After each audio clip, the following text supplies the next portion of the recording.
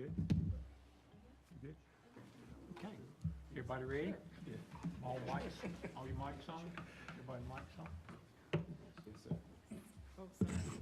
That's not, you good?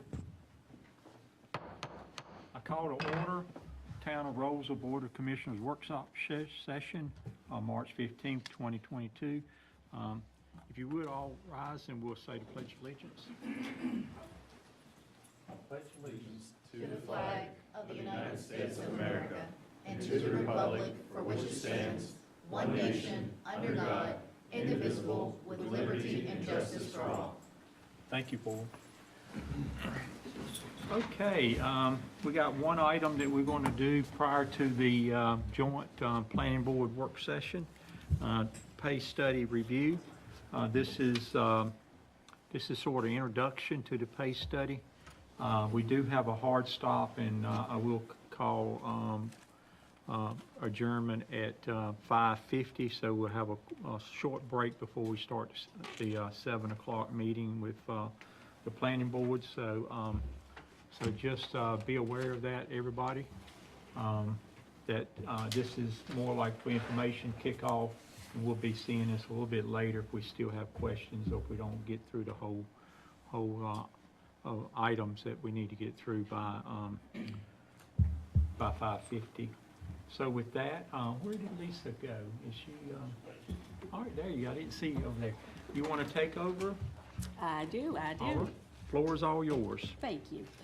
Good evening, Commissioners. Good evening. Hi.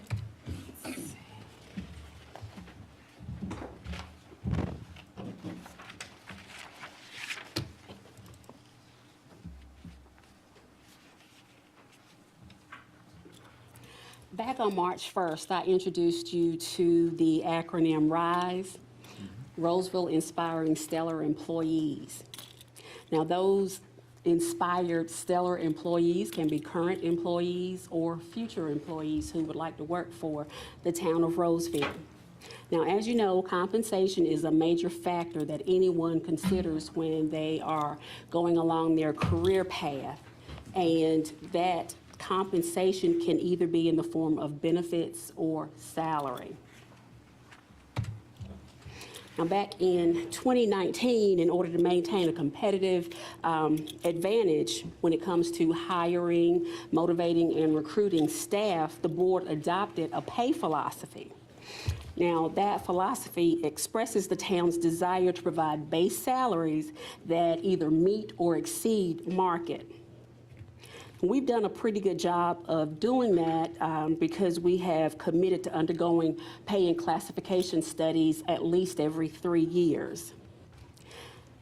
In addition to an annual salary, the employees also are eligible for, an annual merit increase that moves them throughout their respective pay grades. Now, the merit increase is an excellent way to maintain that competitive advantage within the local market, but it also supports goal number 16 of the strategic plan, which is to recruit and retain excellent employees. Now, in order to stay true to the underlying premise of our pay philosophy, we have to evaluate salaries as well as pay grades within which positions are situated on a regular basis. Each pay grade has a minimum, a midpoint, and a maximum salary. We've done an excellent job in making sure employees' salaries are competitive, but other municipalities within the local market, also realize the importance of compensation, and they are actively engaging in pay studies as well. Therefore, we have to remain committed to regular reviews of our salaries, as well as positioning of our jobs within our pay plan. Sometimes we have to move positions to a different pay grade, or even sometimes modify the minimum or the midpoint or the maximum salaries ever so often in order to make sure we have a very, very competitive recruitment or retention program and remain ahead of our competitors in the local market. Now, I'm sure that you all have heard that Wake County has implemented the retention incentives. Employees hired before February 1st of 2022 and earning less than $60,000 will receive a $4,000 bonus, which will be paid out in 3 increments. In March, they will receive $1,500. In August, $1,500. And in December, $1,000. Employees earning between $60,000 and $99,900 will receive $3,750. $1,500 in March, $1,250 in August, and $1,000 in December. Those employees who earn more than $100,000 will receive a $3,000 payout. $1,500 in March, $500 in August, and $1,000 in December. And anyone hired after February 1st of 2022 will receive a $1,000 payout in December. In addition to the monetary payouts, all employees will receive 40 hours of bonus leave in August. Now, of course, there's a dollar amount associated with the direct payouts, but there's also a dollar amount associated to the bonus leave days. The estimated cost of this retention program is $20 million. What does that mean to other employees in the area, including the town of Rolesville? Well, one, qualified candidates are a highly sought-after commodity, so competition for these candidates is more fierce than ever. Two, employers realize that employees are an organization's most valuable resource because they determine the level of success that organization experiences. And three, the days of business as usual have fallen by the wayside, at least for now. We have to start thinking outside the box with regards to the way we conduct business, our delivery of service, and the way we hire and retain staff. I mentioned that total compensation consists of pay and benefits. You'll be receiving information from Mr. David Hill in just a few minutes regarding the actual pay portion of the evaluation, but staff did take a look at benefits that the town currently offers to the benefit-eligible employees. We found that our benefits are well in line with the surrounding municipalities in Wake County. The other municipalities that we looked at are Cary, Fuquay-Varina, Garner, Holly Springs, Knightdale, Morrisville, Raleigh, Wake Forest, Wendell, and Zebulon.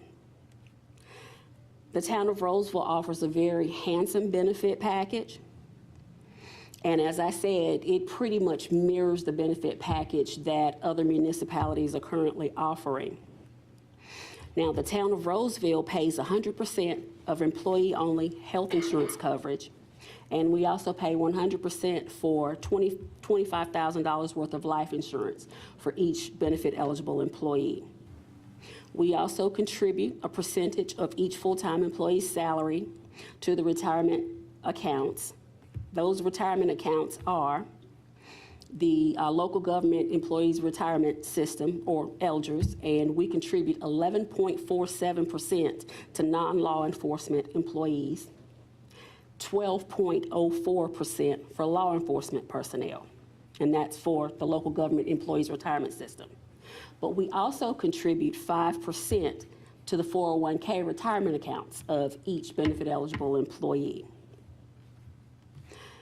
In looking at overall benefits, I can honestly say that I'm very proud of the benefits that we offer to our employees. But there were a few things that jumped out at me. The first thing was that we don't currently offer supplemental life insurance to employees. Even though the town pays for $25,000 worth of coverage, that's it. Right now, the employees don't have the option to purchase additional coverage if they'd like, but that's something that we're looking into. The next thing We don't offer any type of bereavement leave in the event of the passing of an immediate family member. We do allow employees to use their accrued leave time if they need to take off in the event of the death of an immediate family member, but it's not something that's separate and apart from their accrued time.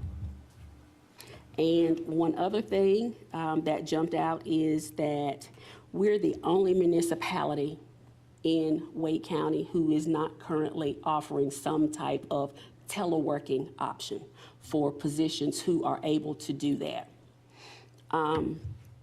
Whether it's work from home totally or work from home 1, 2, 3 days a week, we're the only municipality who does not have that option currently. Just because a policy works today does not mean that it's written in stone forever and ever.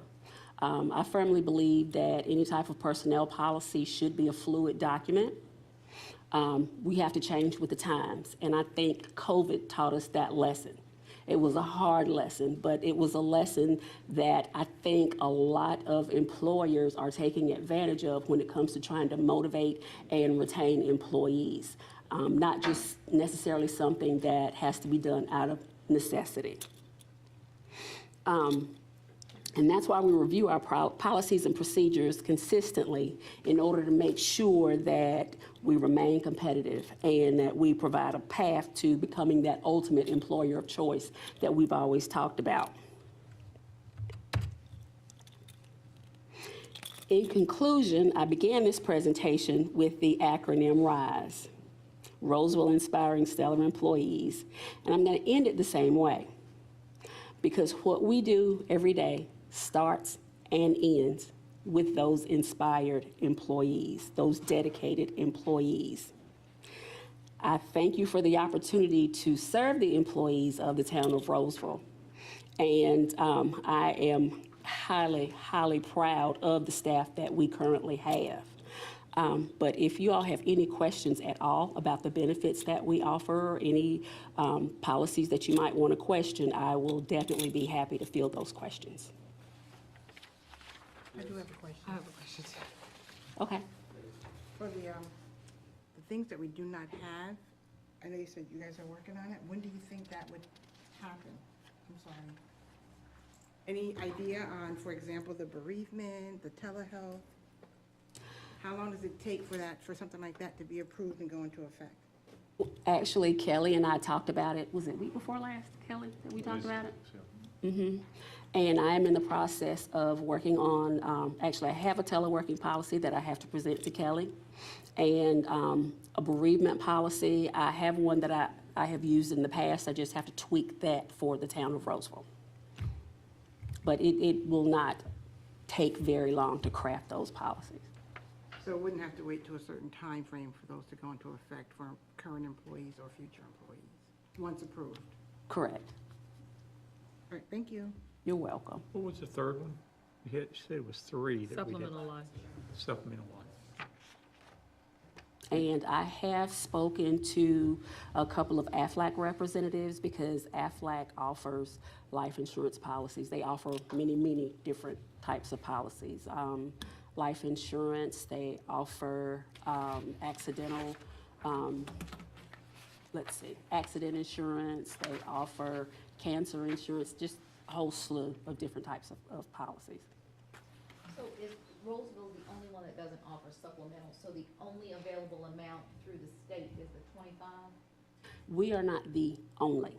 I think there was maybe one other, but for the most part, everybody has the supplemental life insurance as an option.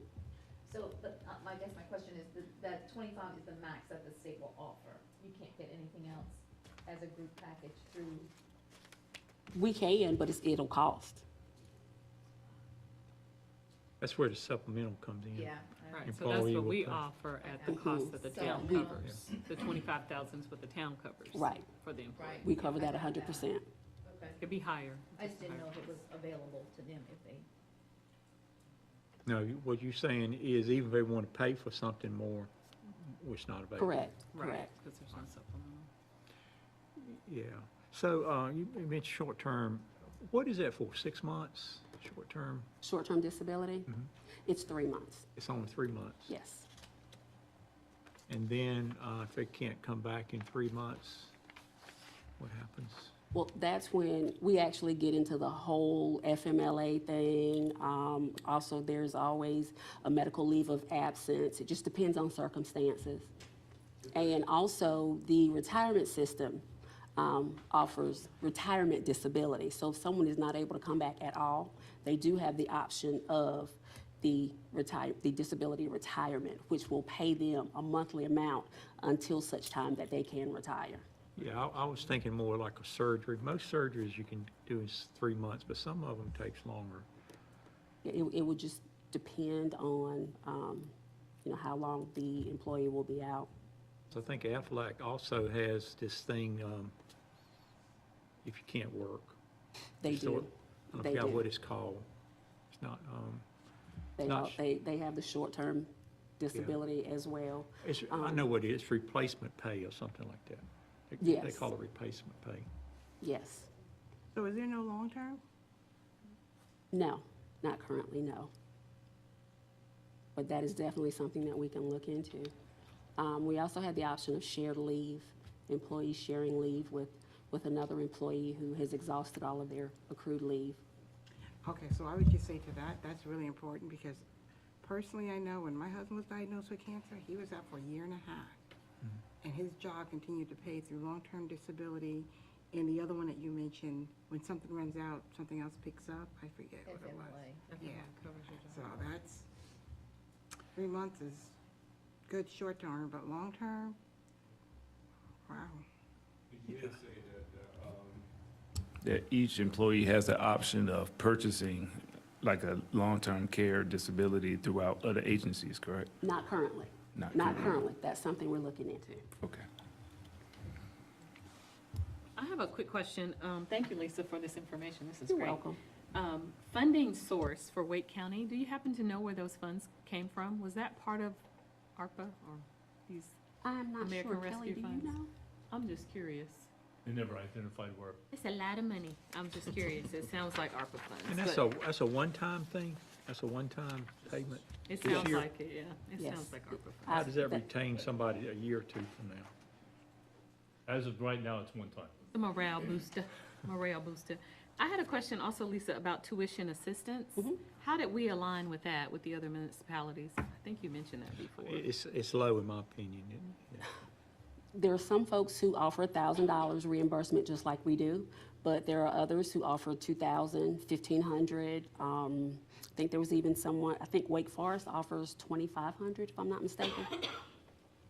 Are we looking at increasing that in this coming up budget or pay period study? Or making it realistic, because $1,000, what does that cover? So if you wanted to take a class or you want to get a It certificate. covered books. You know, that won't buy you a laptop, I know And that. that is something that we discussed as a result of the retreat that you all had, because Okay, it good. came up during the retreat. So Okay, yes, good. that's on the radar. And then I have one other question on the benefits part, and then I just have one additional question.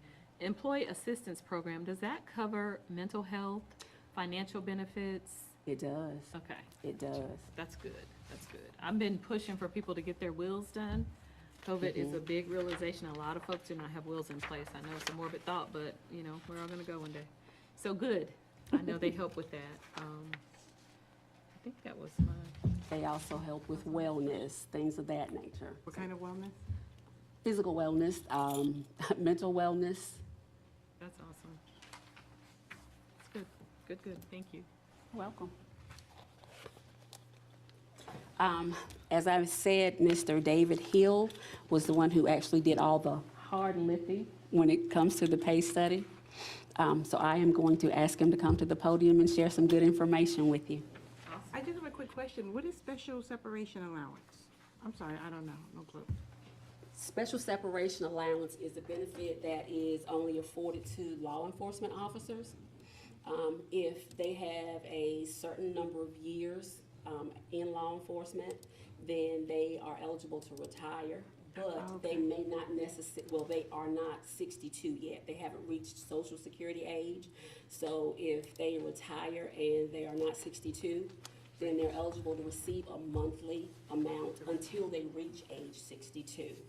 Yeah, if we get through in time, let's come back and, if we have a little few minutes before 5:50, talk about that. Okay, David will give you some information on that if you'd like. Okay, that's good, thank you. David, I can do that. Thank you. I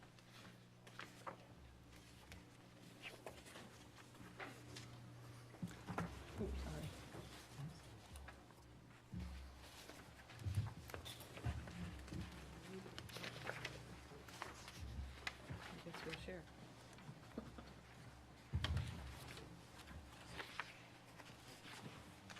Now, you have an extra one?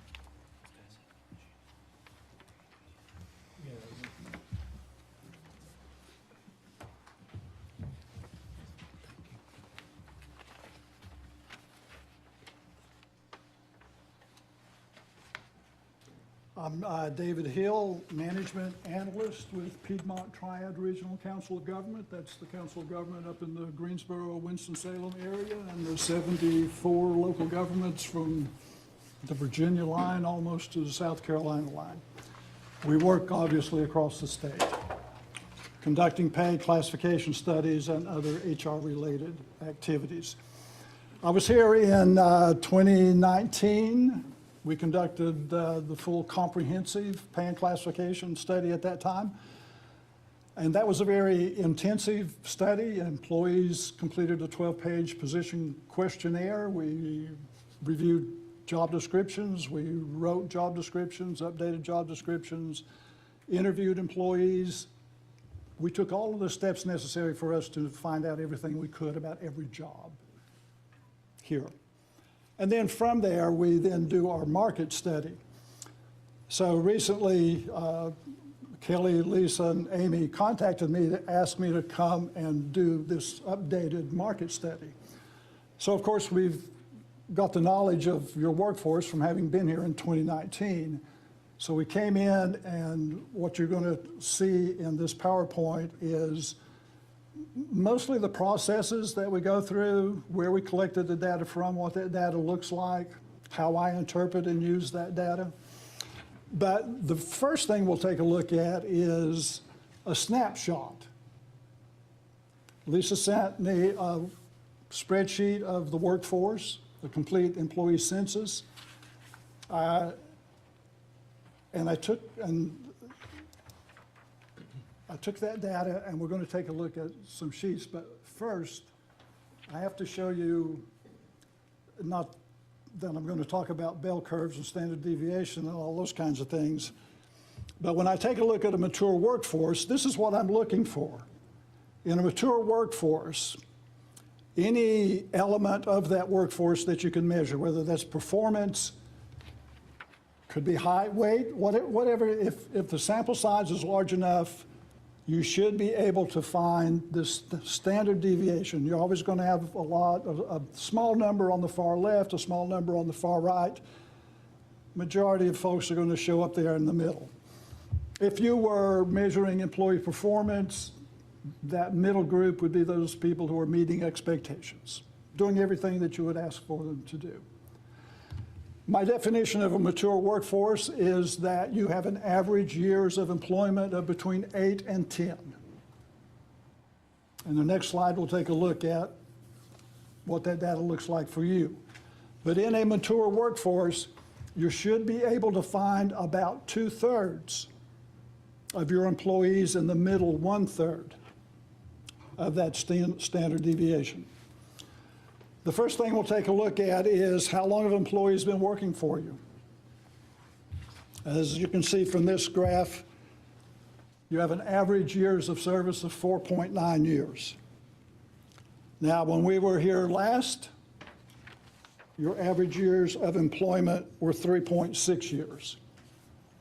So in just that short period of time, you've extended your average length of service from 3.6 to 4.9. But if you look in that bottom lower left, you have 30.23% of your employees who've been with you less than 2 years.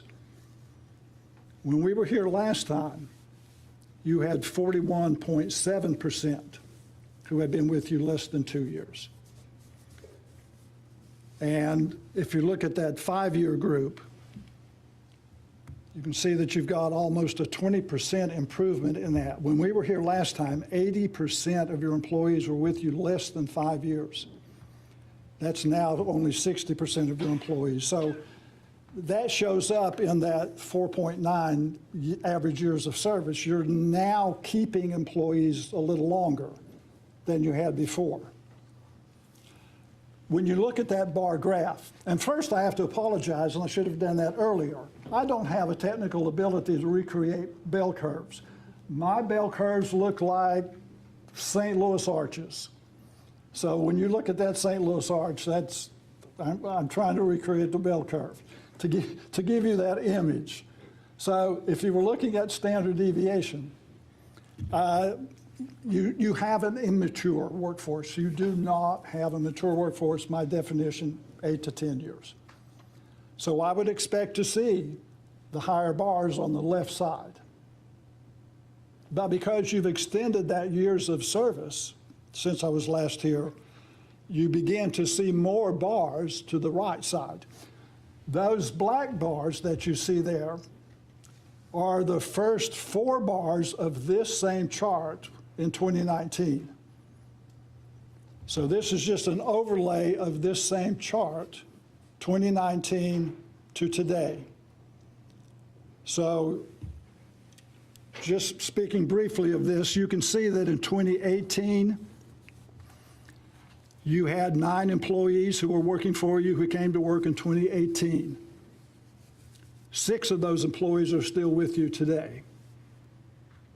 And then in 2017, you had 6, and 3 of those are still with you. And you can see the relationship to the others. So I just show these kinds of charts because I do have that historical data, see what you looked like in 2019 to what you look like now. So this chart alone shows that there's been tremendous improvement in the ability to retain employees. The next chart is where we take a look at where are employee salaries in relation to the minimum salary of their pay grade. Right now, your pay grade range, and that's the range from the minimum salary to the maximum salary, is 48%. So if you're again looking at that bell curve, the midpoint of that salary range would be about 24%.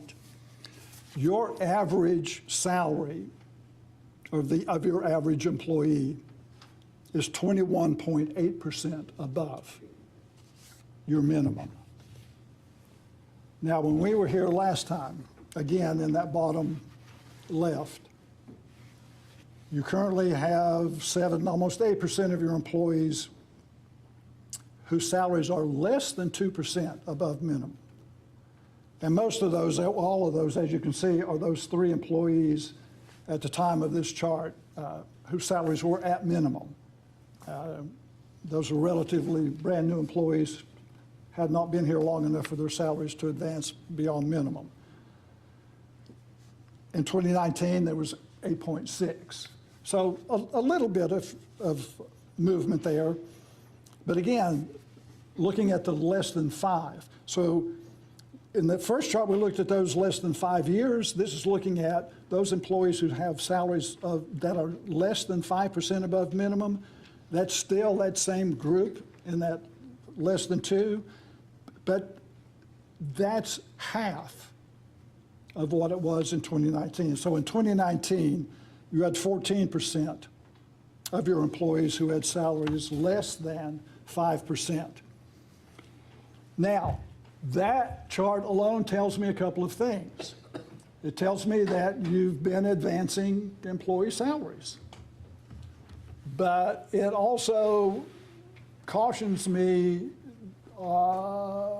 Are you also increasing salary grade ranges? Are you keeping up with the market as far as salary grade ranges? Or are you advancing employee salaries? So as we begin to look at the data, we'll talk more about that. Because when I take a look at that, on this slide, that top half is the bar graph that we just looked at. The bottom one is what that same graph looked like in 2019. So you can see just visually how those bars are beginning to move. And then on the next page, you can take a look at, I do not know that those are the very same employees. I can assume that there probably are some of the same that were in that grouping that I have circled on the bottom that now are part of that top graph that are in that area that I circled. So again, this is telling me that employee salaries are moving, employee salaries are advancing. So now your average employee salary is 21.8% above minimum. Last time, 2019, that was only 14%. So you can see that there's been some considerable movement in employee salaries.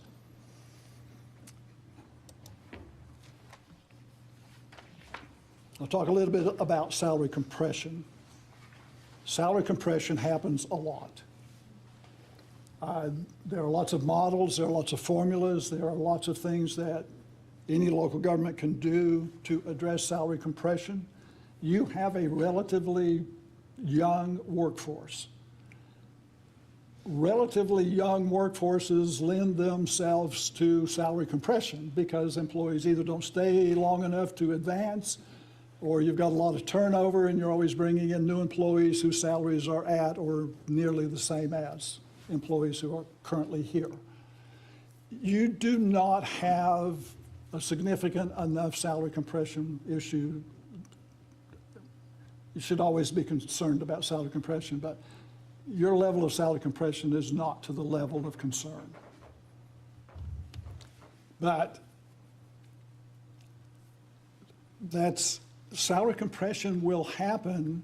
You have a good program of looking at a new candidate for employment, considering that employee's background, education, experience, certifications, and the ability to bring that employee in at a salary greater than minimum.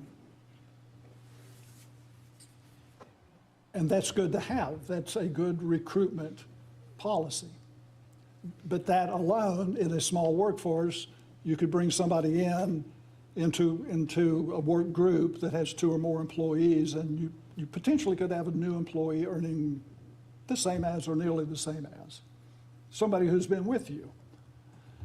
But that would be somebody who's bringing some greater experience, some greater education, certifications, and so forth that would warrant that kind of. But you can always look at a workforce and identify those isolated groupings of salary compression. But again, not to belabor the point, your salary compression is not to the point of concern.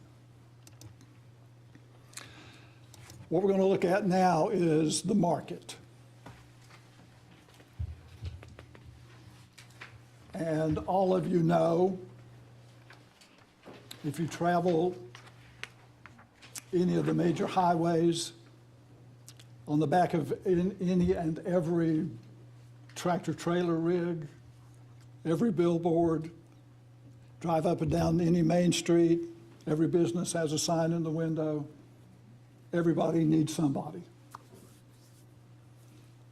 So the basic economics of supply and demand. And especially in local governments, most of the positions within local government require some specialized education, some specialized certification, some specialized experience. And especially in emergency services.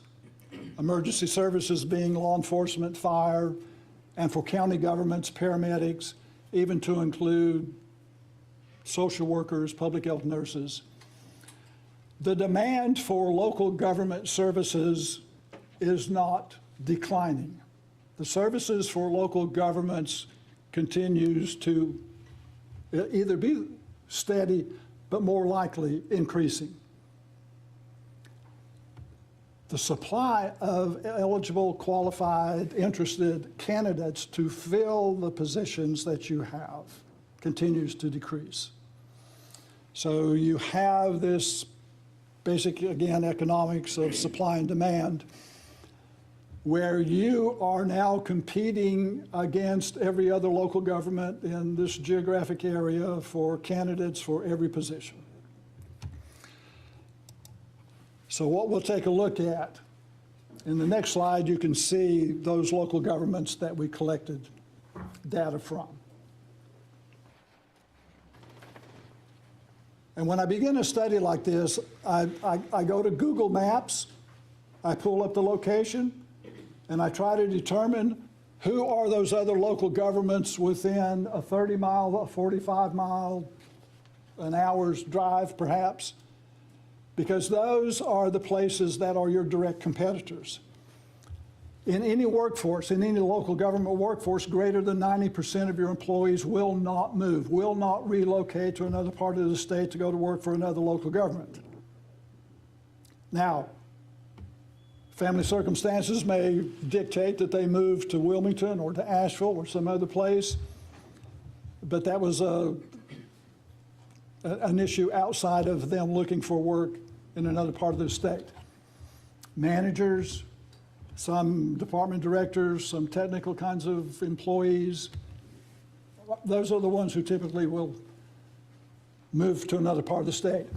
Most of your employees will not move to another part of the state. They will leave their driveways tomorrow morning and drive left rather than right.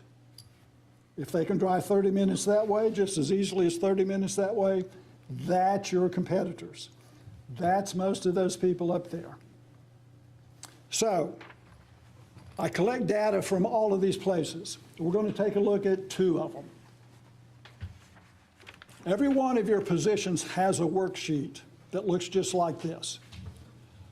And what this is showing you is from every one of these local governments, for this particular position, and we're looking at police officer 1. What is the pay range that they have that position in?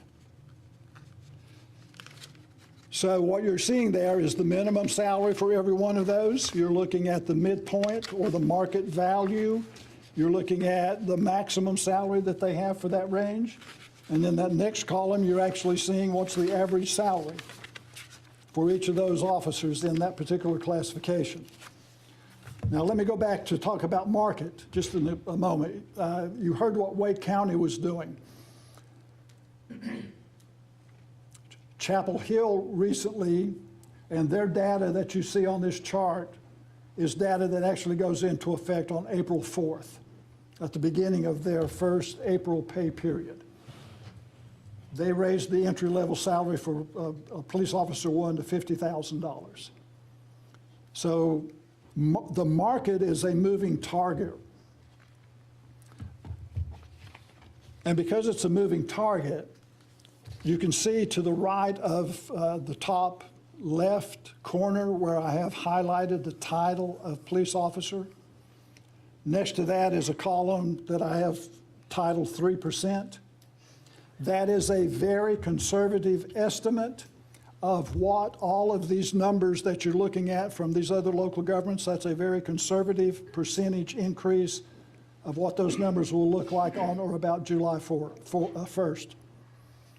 So what I'm doing here is also, I'm giving you what everybody looks like now, but I'm also showing you in that particular column what everybody probably at minimum is going to look like on or after July 1st.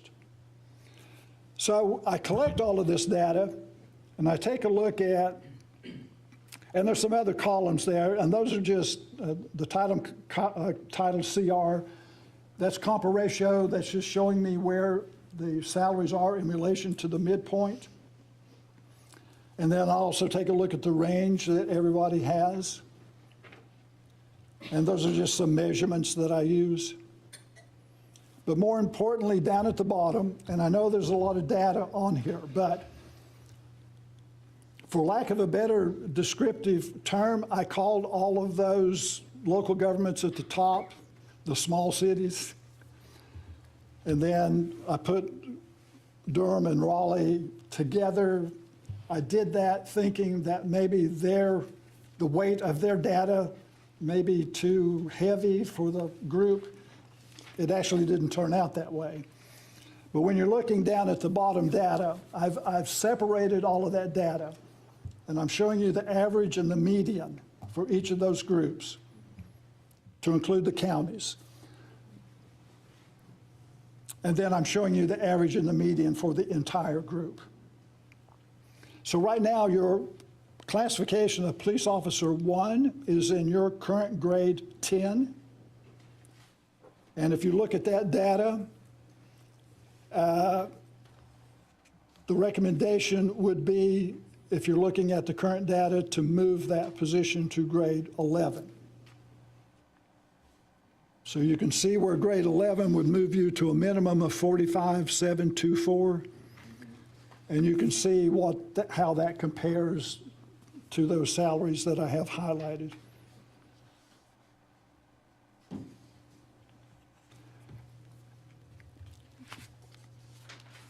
The error points to 12, so what does that mean? Say again, sir? I said the error points to 12 on there. What, you getting to that? That's where I could have gone, should have gone, might have gone. 12 is taking a look at this, what I'm calling the small city group. And you can see that the average of that group is greater than the average and median of the total group. So there I was giving thought to, do we need to focus on just the total geographic area group? Or should we just take a look at that small group and define that smaller group as who we should be focused on? And if we did that, then the salary grade needed to go to 12. Right now, I'm just saying, perhaps let's go ahead and move it to 11, potentially to 12.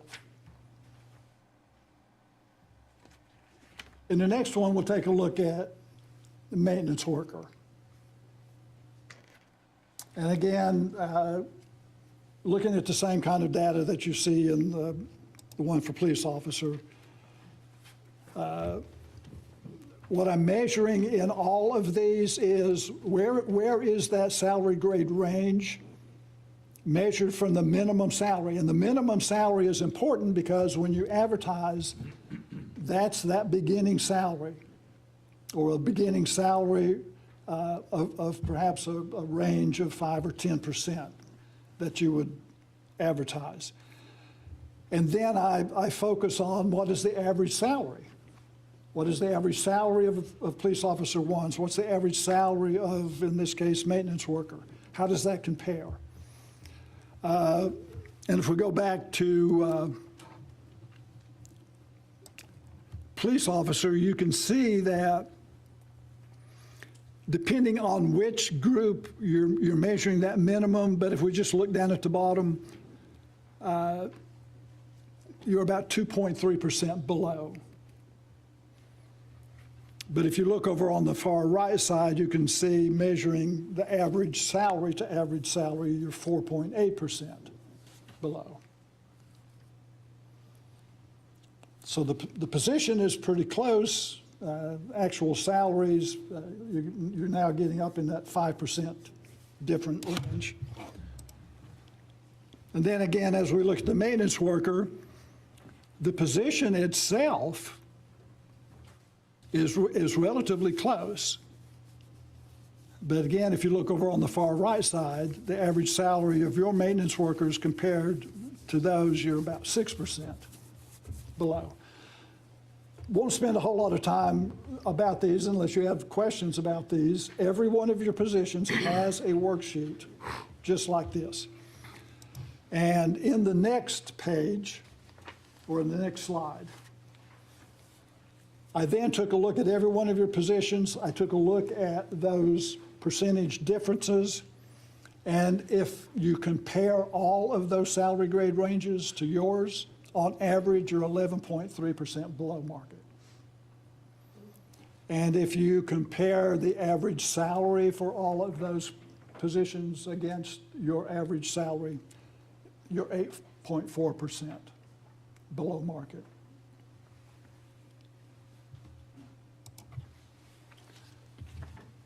Now, in the next slide, I did the same comparison, same relationship for the elected positions as I did for all other positions.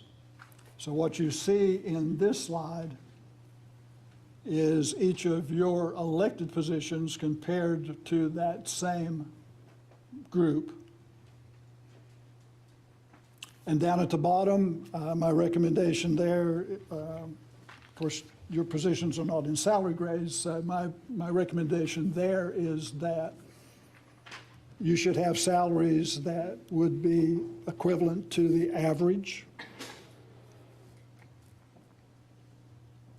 And then looking forward to what probably is going to be that 5% adjustment in the market. I also have listed what that amount would be considering a 5% adjustment. Now, when we took a look at all of that data,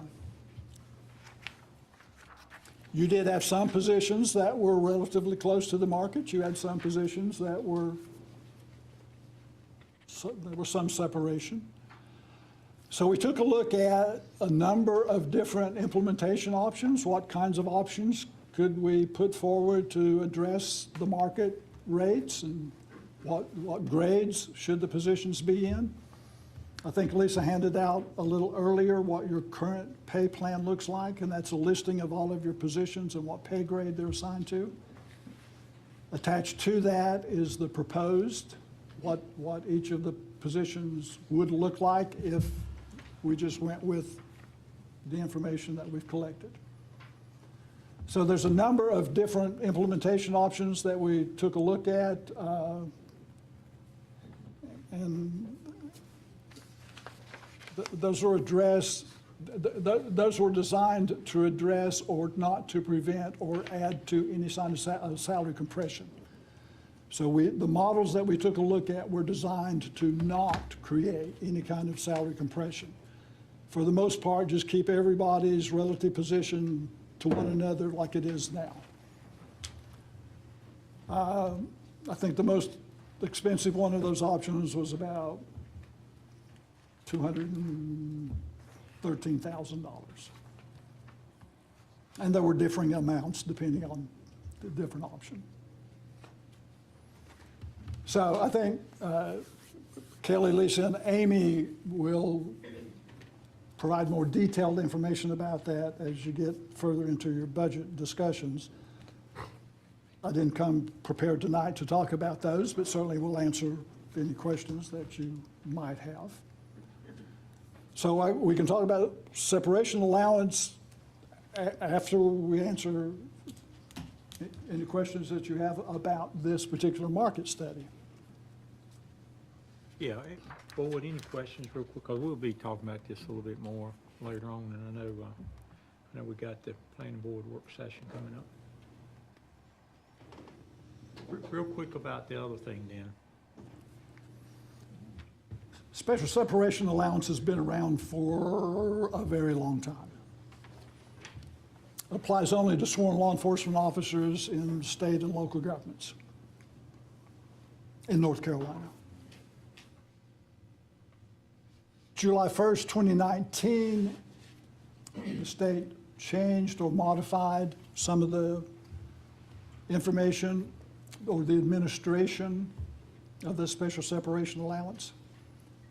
And not to get into a lot of detail, the special separation allowance, Lisa talked about that, but there's a statutory formula, 0.85 times the officer's last annual base salary times number of years that they work. From that formula, you get a dollar amount. And if you have an officer who came to work for you at age 18 and they retired at 30 years of service, they would be 48 at time of retirement. They could begin receiving that special separation allowance on that first month following the month in which they retire, and receive that special separation allowance until the month in which they turn 62. So you can see that that's it could be potentially age 48 to 62. So you're talking about hundreds of thousands of potential dollars that you pay. But that's a statutory requirement. July 1st, 2019 is when the modification came in, and it provided local governments the opportunity to offer and to negotiate with an officer a lesser amount.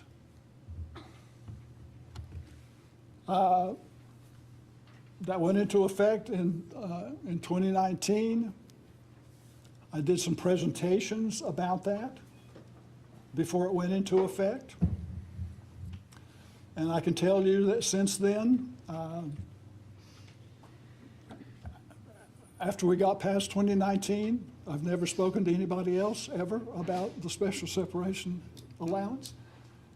I can tell you that as I work across the state, from one end, I've worked in Murphy, I've worked in Manio, and beyond, Nags Head and further out. I am not aware of any local government who has taken advantage of the opportunity to negotiate that settlement. There may have been, but I'm not familiar. Part of that negotiation is, of course, there's always been a statutory requirement for local governments, state government also, to contribute 5% into 401k for officers every payday. Part of this modification in 2019 was that in that negotiated settlement of potential settlement, that the local government, instead of paying a lump sum payment to this former officer, you actually could, your contribution to that employee could have been into the transfer portion of the state retirement system, where officers already have their 401k monies. So part of that negotiation could be that instead of paying the officer, that you agree to pay the officer, but the payment actually goes to the retirement system, into their fund. That's a very brief overview of that modification that it was effective July 1st, 2019. Okay, well, thanks for the introduction, and I'm sure we'll be talking about this a little bit more. I think we need to provide board some details, some reading materials on that if you want to read that. But do have a hard break, so appreciate you. Any closing thoughts? You can see from the data that you guys are on the right path. You guys have done a great job since the last time I was here. Well, thank you very much. Appreciate that. You just have to continue to be competitive.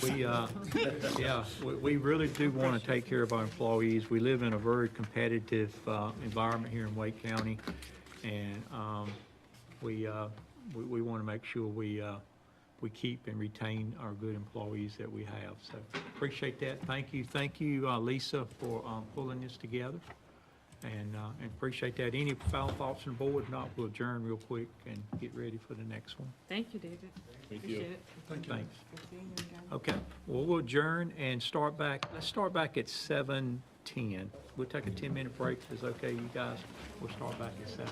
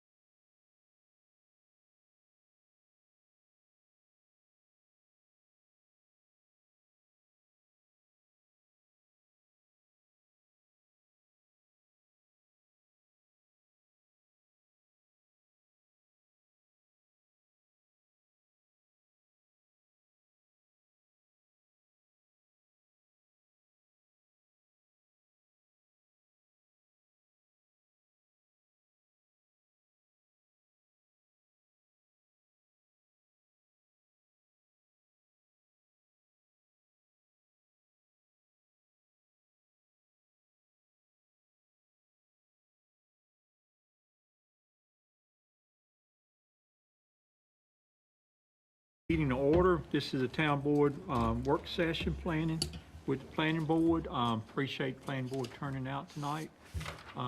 Before we get started, I know Murray's at the podium ready to go. I think most of us know each other, but I thought we would just do a brief intro, kind of go around, so everybody kind of introduce yourselves, if you would. I don't know when's the last time we've done this, Mark, if we ever done it. I'm not sure, but I don't remember doing it. In person or online? In person, I don't think so. I'm Ronnie Kern. I'm mayor here in Rolesville. Been living here for 30 years now. Town board, been on town board for 20.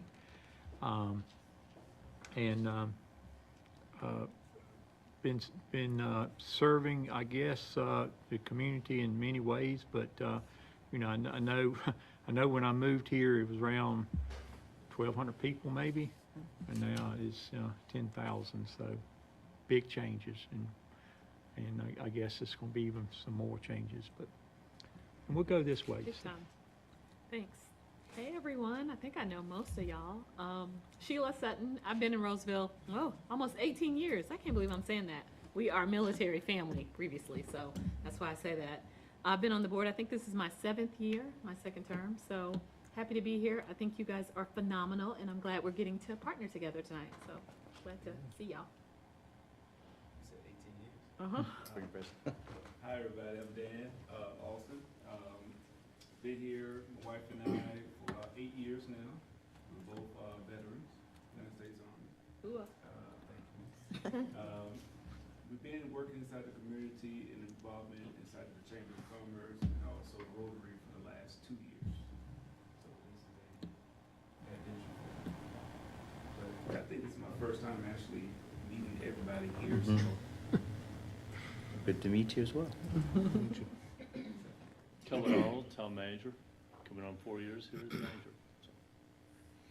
I'm Donnie Lawrence. I've been in Rolesville, I guess, almost 27 years, and been on the planning board 12 plus years, I believe, so. Live on North Main Street and been there since I moved here. Very good. Name is Davian Cross. I'm a planning board member. Actually, I've been here for 17 years as well, so not too far behind you there. I joined the planning board in 2020. Very interesting year. It was a blur, but definitely I've learned a lot, gained a lot of insights and knowledge as far as how our town operates, and definitely looking forward to the future. So thank you everyone. I'm Mike Moss. I've lived in the area for 29 years now. I'm an ETJ member, so I live just outside the town limits. I've served on the planning board. I think I'm just starting my 3rd or possibly 4th term. I can't remember exactly. I served 2 terms on the Board of Adjustments prior to that. So I've been around here a while, it seems like. Mark Powers, next month will be 20 years living in town, and I've been on the planning board for most of the time since 2005, except for a little bit of time for a Southwest Asian vacation. Yeah, no, you know what I'm talking about. Steve Hill, 61 years in Wake County. I had lived in Deer Chase for 20 years, and I moved into the to the Roseville ETJ on Centaur Road 13 years ago. So I think I've been to about 4 planning board meetings since October, so I'm pretty new at this. So thank you for having me. I'm Renata Pryor. I've been living in Roseville for the last 4.5 years. I'm like everyone that's probably around this table. I don't remember how long I've been on the board because of the pandemic, but I think it's been since 2020. It was such a long blur as well, but I think I've been on since 2020. So, and I just really originally it's my first term because I took someone else's place. Dave Neal, I've been the town attorney here for Rolesville for 2 years. I'm April Sneed. I have lived in Rolesville for 16 years, and I was appointed in 2020 and elected appointed in 2019 and elected in 2021.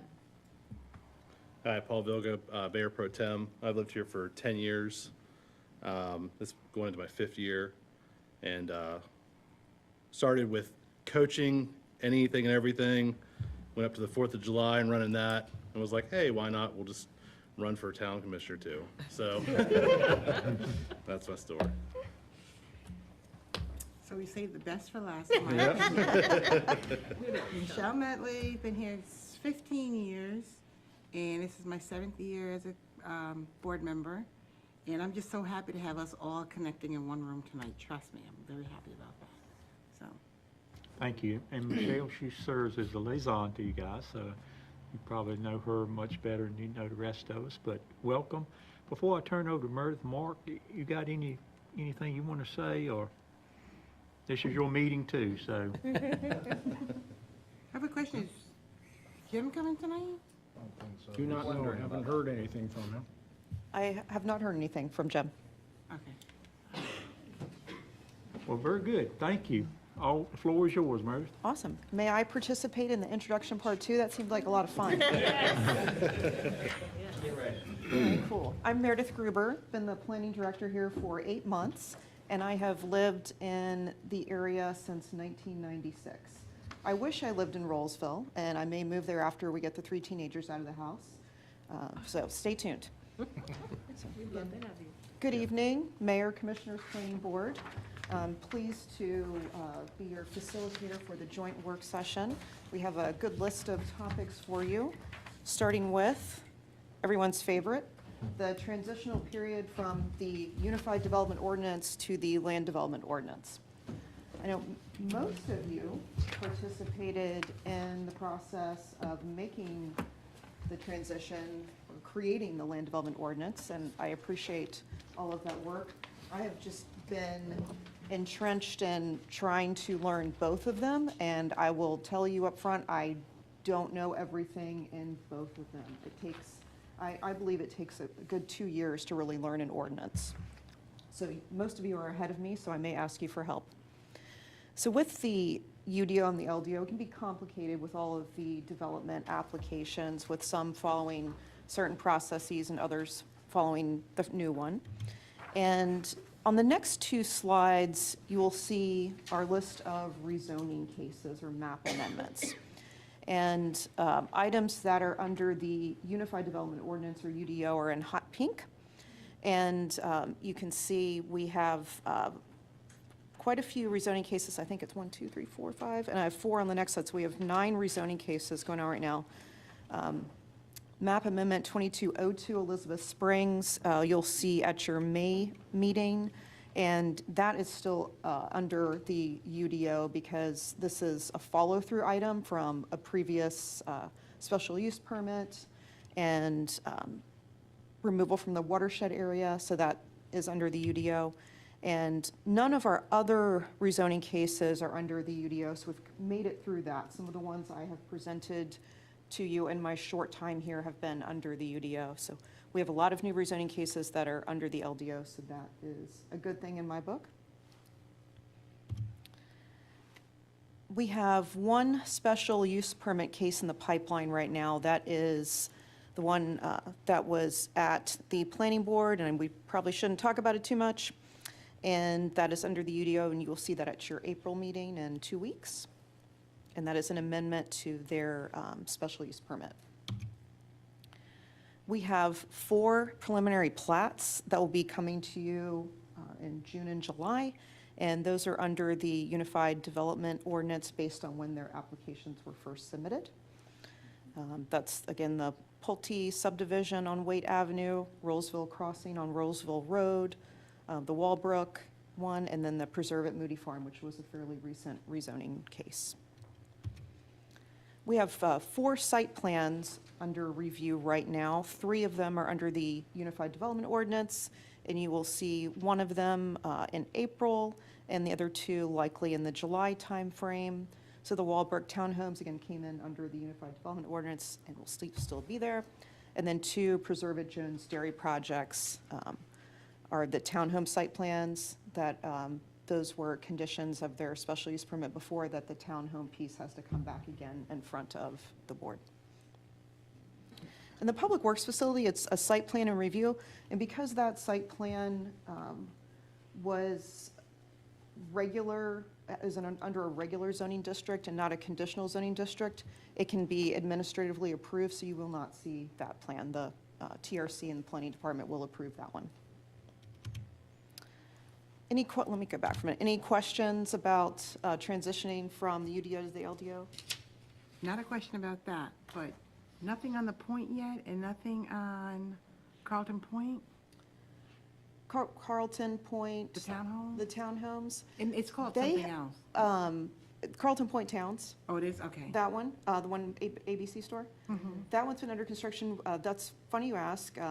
Mike Ellebarger was going to inquire either today or sometime soon. We haven't seen a final plat from them, and for the townhomes, and actually a final plat would not come in front of you. That final plat will be coming in a couple of weeks. Oh, excellent. I'm sorry, will it be coming? No, The final Carlton plats Towns. are not reviewed by the town board. Those are reviewed administratively, meaning by staff. Okay. And then what was the other one I mentioned? You mentioned Oh, the the Point. point. They have not said anything about wanting to move forward with the Point North at this time. It is, you're correct, that is an application that's in the back burner right now, but it's not at a point where they want to move forward with it. Okay. I do have a quick question about that, but you can answer it later. Mhm. Don't they have a time frame on that as well, to begin, or no? I am not sure. Okay. All right, I can make a note. okay. Yeah, I thought there was something about a Yeah. 2-year something, I thought so as but well. I think we're beyond that. Yeah, Yes, they had we to are. wait 2 years. Oh, they had to wait 2 years. I know there was a 2-year something. Oh, they can wait, okay. That's for the north section on the, That's on the Roseville side? yeah, So what about on the south It's side? been way over 2 years. yeah, Yeah. over there.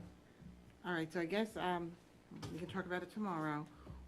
I know it's in here, but what happens when that time frame is up? If something expires, Yes, then they have to come back, right? come back with a new application, if I understand that correctly. And we do have, it looks like Mr. Neal's reading something. And I have another slide coming up that, I'm reading 160D, man. oh, you're reading something to help you. We do have a slide coming up that Can I Dave adjust helped me that? with all the expirations on it, based on 160D, different expirations for permits and phase plans and different things like that. I am curious because citizens are beginning to call on that again because they're so, The point? yeah. Okay. I have not heard anything from anyone recently on that. And I guess they haven't either and they're a little curious. I'm just curious because I thought there was a time frame on it, but, Okay. okay, thank you. Sure. Commissioner, is the concern that it hasn't started or that it is about to start? What I is the think concern you're there's a lot receiving? of Anxiety over it, period. Okay, Well, waiting for it to start because, some people are saying I'm moving, some people are saying I just. I understand. That type of thing. okay. Any other questions about Mayor, UDO to the- LDO? The tentative meeting dates you have, are they commissioner meeting or planning board meeting dates? Town Board of Commissioners, so it would be. Okay. A month prior for us. Actually, 2 or months two. prior, because the timing of the planning board meeting is so close to the Okay. next town board. So if with the, for example, rezonings are a better item to look at. So with the rezonings, if you're seeing June 7th, that would be your April 25th planning board Okay. meeting. I apologize for not including that on the Okay. table.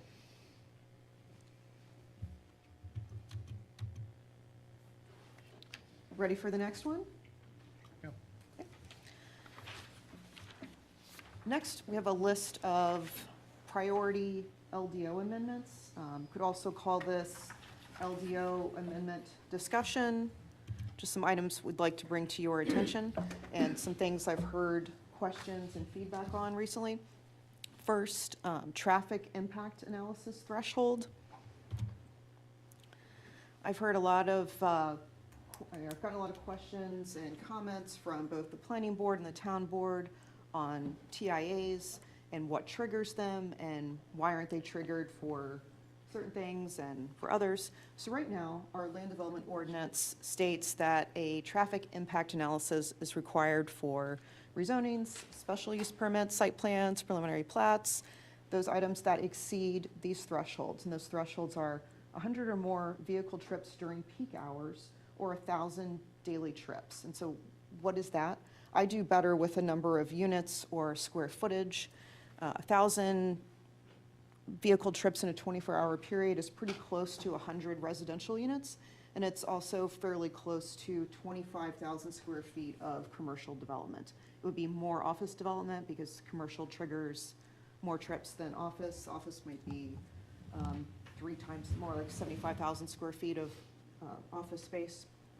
So that is what triggers a TIA right now in Rolesville. I've heard feedback at meetings that maybe we'd like to require a TIA for a lower threshold. And I've done just a little research, and I found that the city of Concord requires a traffic impact analysis for almost anything. Any development that's 6 units or more has to do some type of traffic study. And it's tiered, so if it's a smaller development, you don't have to do as much as the larger development, but you still have to provide a study with some information to help make your informed decision. So I thought that might be of interest to do further review on. I have a question. Sure. So since we have a number of other towns that abut the town of Roseville, do these analyses take into consideration what's happening in Wake Forest? For example, you know, at Burlington Mill in Forestville, there's one of those that's in front of us that's going to have a entrance onto Forestville. And yet Wake Forest has 188 townhomes under consideration at that same corner. So do these traffic analyses work with the other, you know, is there any kind of joint effort to do that? Because I think that impacts traffic sometimes. Is there anything like that in there? Certainly. Well, I can't claim to be an expert on traffic studies.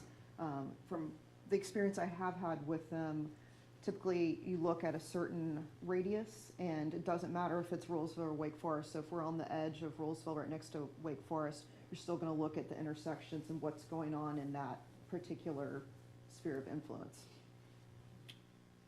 That's what's existing, or does it include something like that that is potentially, you know, going to happen at some point, you know, on there, that's under consideration? It's my understanding that a multiplication factor is used to increase the count to take into consideration development that's coming in. So I'd like to request, I mean, with our growth right now, I feel like we take the threshold out and everything has a traffic impact. That would be an easy amendment. Because you can always go back in once we slow down and say, let's move it up to this now because we're slowing down. But I feel like everything should have one right now. Well, when you say that, are you saying that for the ones that we already made decisions on too? Does that go back in kind of a retroactive type look? Because some of the ones I know we've looked at in the last couple of months, I feel like they have brought us a TIA, but I personally don't feel like it has been for the entire Rolesville. It doesn't take into the impact of all that is coming during their timeline. And so is that a retroactive? I think once we've Iteration? approved it, then we wouldn't be able to go backwards with it. It would have to be from now, like when we changed it till, yeah, moving forward. Okay, Meredith, and then we had asked, I had asked you as well about the, getting that piece together for us before the meeting started, even for the planning board, to see where we're at. Because when a developer comes through and they're only speaking on theirs, even though they took into consideration what's next door, what's coming. But how do we are we able to get that piece we had talked about, like the whole puzzle? The list of all Yeah. the traffic improvements in the Roseville Road corridor. It seems like it's gonna be complicated to get, and it's gonna be tedious, but I think it would play a big factor in decisions that are made with some of the TIAs that come through. Because in my opinion, some of them just don't make sense, but that's just me, I'm not an engineer. But if we can have that and see that, I think we can better gauge what's gonna happen. For example, West Young Street, there's a lot going on there, but when we get the little piece, all we're getting is that little piece for that development. But there's so much that's gonna be happening over there. I think we need to some type of way visually see what's really gonna happen. And just going back to the Paul point, I think that there's all one, and that now on, current and now on, and everyone is required to do it. Sorry about that. Yeah, I think, I was gonna say, I think traffic, this has been a hot topic in a lot of the meetings, whether it's board or planning board, but it's, as Medley said, that the West Young, Averitt Road, East Young, Rolesville Road, all the way pretty much from 98 to Mitchell Mill Road is a huge concern. And then we have Jones Dairy Bypass originally coming into Pulleytown. Now they're looking at possibility of some other extensions off from East Young Street or Rolesville Road. So that is a huge I would agree with that. discussion. One of our meetings, when they were talking about conditional use for this development with the public, there was a conversation about traffic, and the presenters said, we've already settled that, and we're going to connect Granite Falls into Burlington Mills. But when I looked it up on the site, it says it's not even in the planning stage. So he had presented it in a way that I thought it was a done deal and it was happening, but it's showing up on your list as not in planning on there. So Which one was this again? Granite Falls? the Granite Falls extension of Burlington Mill Road was, And that was, I think, I know in one of our meetings, we had 5-year, 10-year, up to 20-year plans, and traffic is something to definitely be considered with this, all these neighborhoods coming in. We're putting in a entrance or exit or ingress, egress, and just for that neighborhood, but we're not taking in, bringing in the, connecting all the neighborhoods and subdivisions or what other properties are being developed. I think the easiest thing for us would be is to see a list of everything they've included in their TIA. That's what I was gonna say. That's what we're Like gonna. all the neighborhoods and all the potential neighborhoods, they, on it'd be a list on and a summary. visual, a map. Could we Yeah. request that they do both? That's what I was gonna say, a comprehensive overlay, because a lot of times the developers, they show up and they say, oh, yes, that's been considered. And you have this stack that looks like half of this stack, and you're going, well, where is that considered? I'm visual, just that I learned visually, so I need to see a map. Like, what does it include? Right. And a list. Tell me what was included. And if it's a radius, what's in the radius? And how big is the radius? Is it 10 miles? Is it 5 miles? I don't know. I didn't know that there was a radius. But what does that include? And to me, that needs to be presented with every single one. I think that sounds great. I said it before this meeting. Is that something, that's not impossible to present to us, correct? No, I don't believe so. And it shouldn't take that, would it take that long? So this is a great opportunity for the town attorney to point out the 3-ring binder that we've got here at our place. And when we adopted the LDO in Chapter 8, Section G, we added the required traffic impact analysis contents section, which has 2 pages and a little bit as to everything that needs to be in our TIAs. Section what? It should be Section 8, traffic impact. Section 8. Section 8. So we have the tool. We need to make sure that our TIA consultant is hitting the mark on that and then presenting to you those things the way you want to see them. Because we've already put it in the ordinance, which is new. And it may be that we have consultants who are sort of doing it as business as usual, and that may be an issue there. Also, the scope is also covered in the new LDO as to how wide an area, going out to Mr. Hill's comment, everything that needs to be covered. I believe that's happening under the standards of the traffic engineers and their professional standards, but it is an excellent question. See, I guess my question is, when they come in with the smaller developments, sometimes I think it's presented like it's such a small development. The impact, we're not gonna get the 100 cars, we're not gonna get this, so we didn't have to do a complete TIA, what have you.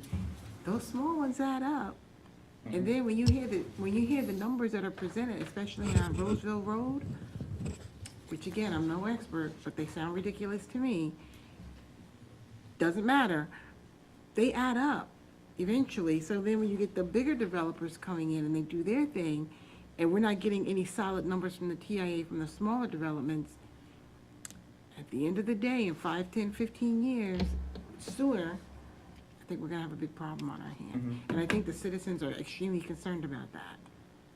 And that was one reason why I kind of asked about retroactivity, and I say that because the people who will be coming after will be the most impacted.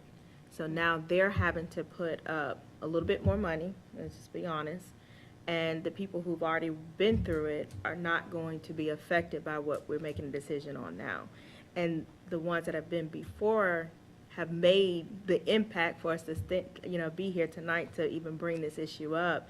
And so I don't know, how we can, review that, but it's gonna take a toll on anyone that's coming new, and it takes a toll because if someone comes new and we've already got the number that is too high, once we really see this full impact, then we lose some of the new that are gonna come through, or even some of the ones that are still in amendment phase and, those things. So just want us to, I don't know how, and of course that probably is the town attorney's thought process, but it's definitely something that we probably have to think about with retroactive, because we've had the opportunity to, I know for at least the last year, to look at a lot come through, and the traffic analysis, as Commissioner Medley has said, I'm not an expert, but I see a certain amount of numbers every month, or when we meet,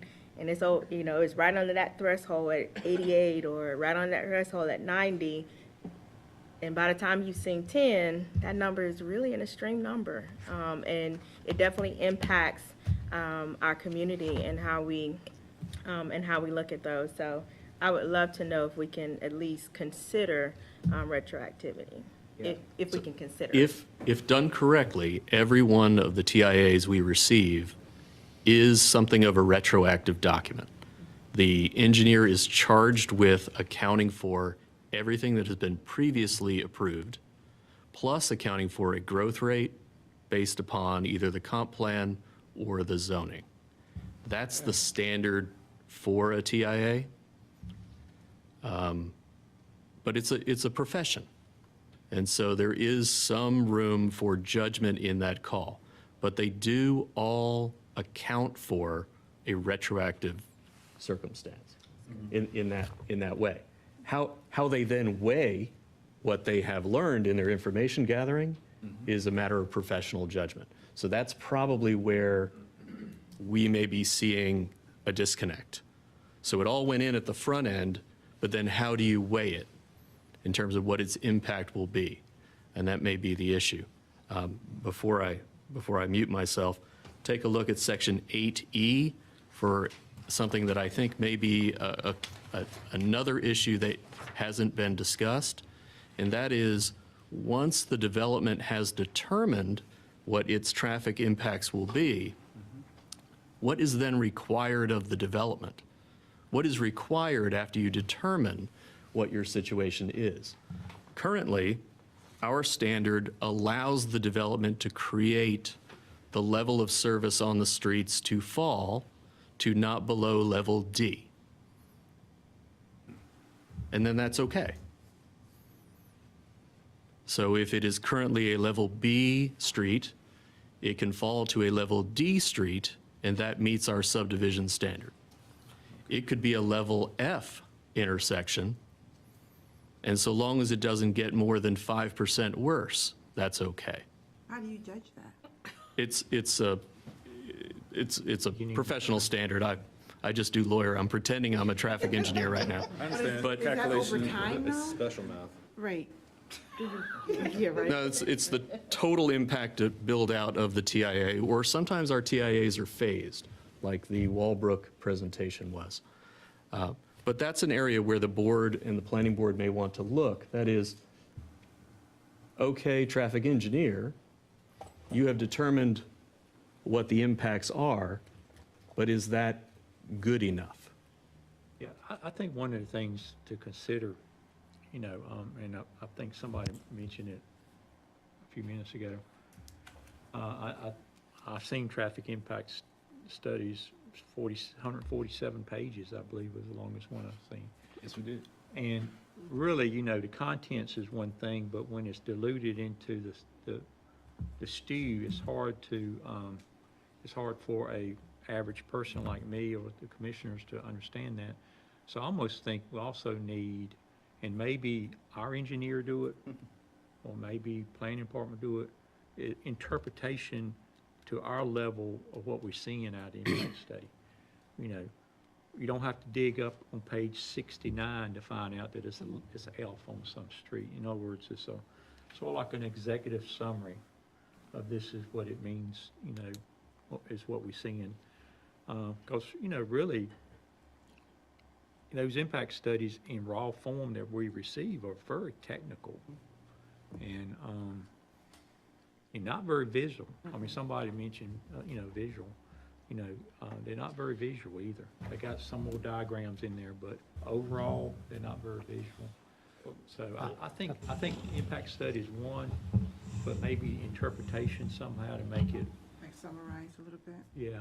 I think that was going to be my question was, does the town engineer review and the TIA, or who reviews the TIA? Is it the TRC or is it the town engineer? Yes. A combination? And is their report part of the staff's recommendation?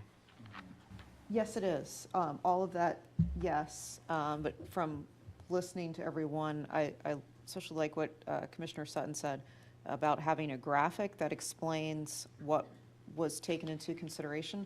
Like those diagrams in the TIAs drive me nuts, the ones that just look like straight lines and then all the arrows. Not even in the same Arrows and Yeah, it's orientation not the as same the way. street. It's hard to soak that in my opinion. So something that looks more like what we're used to looking at would be really great, I think. Does the town engineer also go over with the consultants the limits of the study and any intersections that may be outside the radius that need to be studied? We have right now we have two on-call consultants who do the TIAs. And they prepare a draft scope that staff takes a look at. And then it's sent to NCDOT, and NCDOT plays a big role in the scope and what is required to look at with that. And then some applicants or developers have their own traffic consultant or traffic engineer who will also review the scope and give feedback on it. So review of the scope is coming in from different places, and I'm sure we could do maybe some more with TRC to make sure everyone's super comfortable with it and we have the right experts taking a look at it. I just think a lot more training is needed across the board. Because you remember we had one meeting where there was a woman she was an engineer, studied traffic, and as she began to speak, she was pulling out things that we didn't notice. And then she got called out on it by the attorney because she wasn't from North Carolina. Do you remember that? She was pointing at examples that weren't Yes, in North that we Carolina. were like, oh, well, wait a minute, what does that mean? And like her it was almost like she was testifying, but she was asking questions and she was giving comments about what it meant. So I think it is important that it is condensed because it is a lot. And it is technical. And I almost feel like sometimes we were in a spot where we almost had to say, okay, because only certain things that we were aware of, they met that threshold. They met that requirement. But then when stuff started piling up and we're starting to visualize that picture of everything that's been approved, land is, you can build whatever you want, but eventually we're not gonna have any land and we're gonna be gridlocked everywhere we go. So, we need to fix that. What I'd like to see from our TIA thresholds is to, rather than having a bark, it needs to have teeth, and you need to be able to bite. Just this morning, just driving from Sonics to right at the Burlington Mills intersection there, because I knew we were gonna have this meeting, I went ahead and timed how long it took me to get half a mile. It was exactly half a mile. Took me almost 3 minutes just to get through that Of course, that's to be expected. We're seeing traffic. It's a peak time. School, we have about 4 schools in in about a 2-mile radius and 2 daycares as well, or thereabouts. So we're gonna see those impacts affect, especially in that morning. But to just take 3 minutes to go half a mile, that was pretty impressive. Also very incredible. So what I was thinking is definitely have a TIA report or threshold for the town center, for the ETJ, something separate. I don't know if you can have everything under one blanket, because we have to kind of measure everything a little bit differently. Because Main Street, the bypass, Rolesville Road, kind of get an idea what those thresholds are. Right now, the bypass can handle a lot of cars, I'm sure, because it's 2-lane, right? Main Street, it can't handle it. We just can't build out that road anymore. So just to kind of have an idea as far as how to tier those and get a better perspective as far as the traffic goes, saying, hey, we got to control this. Another thing I wanted to bring up is what Planning Board Member Pryor said, because this was a big concern of mine at one of our last meetings, where we're only seeing that little snapshot of that little subdivision, but we're not seeing the whole strip. And then we're not seeing the bypass, and then we're not seeing the other main arteries. So I definitely want to see a little bit more overall, long-term. Take, for example, 2019, when we had Cobblestone, when they were here, we had people out the door for that one. They were excited about it, but they had a legitimate concern about traffic patterns. Now, that was 2019. Fast forward to 2022, that traffic impact analysis probably rubbish. It may need to be done over again, to be honest with you. And what we're gonna start seeing is an explosion of all of this coming to Rolesville, and there's no do-overs. I want to piggyback on that, because in the traffic community transportation plan that we had done, they had the road capacities in there, which I've spoken about many times before. And I think if it could be updated, because the numbers used were 2013, if we could have more current numbers, and if they would reflect what the current developments are doing to that road, which I believe is what everybody's been speaking about. Yeah. If we could have more current road capacity, I think that would give us a better idea of where we stand. Yeah. And so we're not like To gridlocked. piggyback on you really quick, and I'll pass the torch. I just want to see, as a board member, give me an overall picture. Give our town an overall picture. Let us know the facts, the truth. Yes. It may not look good, it may not be pretty, but at least this way we can plan accordingly and start to kind of prepare for the next 5 years, next 10 years. It's already here, to be honest with you, but just to give it some perspective. And I just want to add one other thing, one other perspective. I remember before the bypass came, and I was so excited. I was calling DOT a lot, though, saying we need a light at Jonesville. They know me. I had a friend there, George. But anyway, so I was begging for a light at Jonesville Road. Now we have one at Jonesville Road, so this is after the bypass. But before the bypass came, think about traffic patterns. So it's not just Rolesville using the bypass. I know we all know this, but you've got Lewisburg, you've got Wake Forest people, Heritage cutting through. So we have to look at more than just necessarily that radius around that development, but what new traffic patterns are coming through and utilizing your town. Because I remember when the bypass came, people were like cutting through, coming on Rogers, going on Main to go to the high school, drop their child, and then take the bypass. They may not even live in Roseville. So to me, that's not even taken into account when we're saying, oh, it's below the 100, oh, it's below the 1,000 per day. And I'm like, realistically, come on now. When you talk about 20 years, so living here 30, when I moved here, there was a stop sign at Capitol Boulevard at Burlington Mill Road. There was no stoplights until you got to where the Triangle Town Center Mall was. Ligon Mill was dirt between Burlington Mill and the bottom of the hill, where Chesterfield Village. Wow. That wasn't so long ago. So, you know, we're looking at homes and communities kind of going on for hundreds of years. I think somebody to piggyback said, we get one chance to do it right. I think these things need to be, you know, looked at much longer than just that. What's the short term for the next 5-year build out? That if we need to put it on there. So looking at the thoroughfare plan, it calls for like cross traffic, both Rogers Road and Burlington Mill east-west, and that's showing a 4-lane divided artery, plan.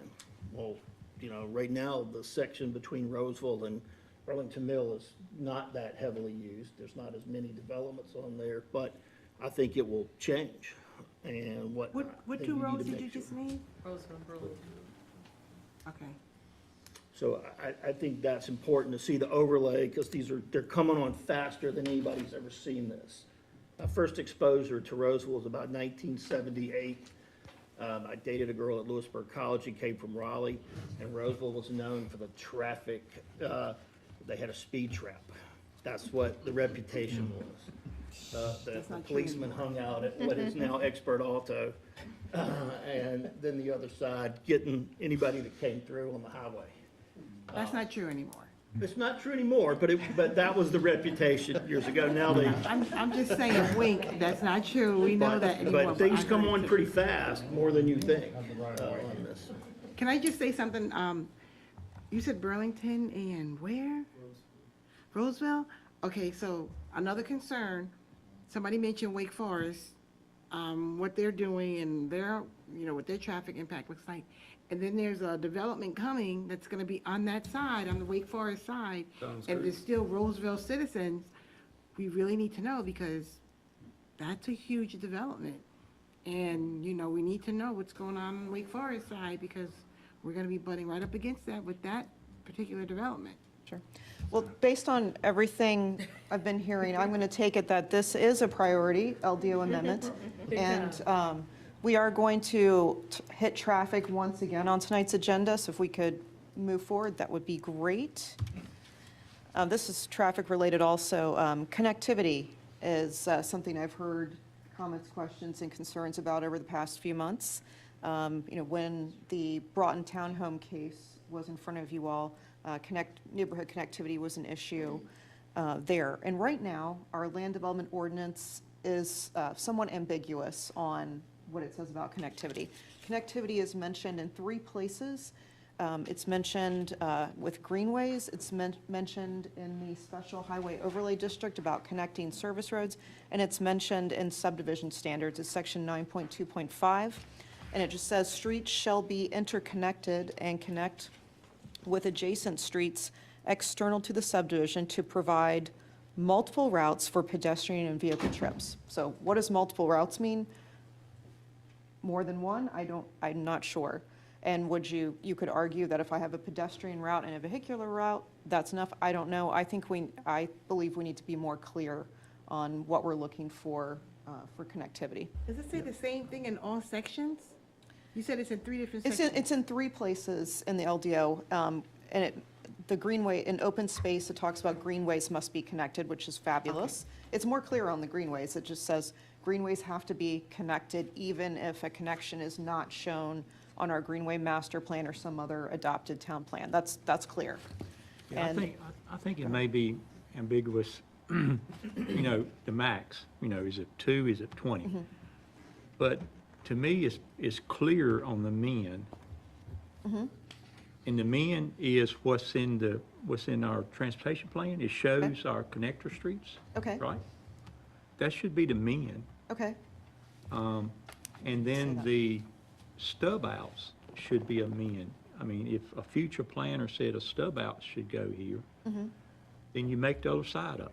Right. Whoever comes in new, whether they want to or not, makes the other It's a side up. connection. So the min seems pretty clear. The max, as you said, is ambiguous, I think. Okay. Do you add more than what I just described, What about the planning board's I have a view quick of question. I don't know if it's comment yet. Well, so these connectivity, of course, are you speaking of subdivisions that are small with just 22 homes, dwellings, that has just one street in, one street out? Or are you speaking of those subdivisions that clearly we're in the hundreds?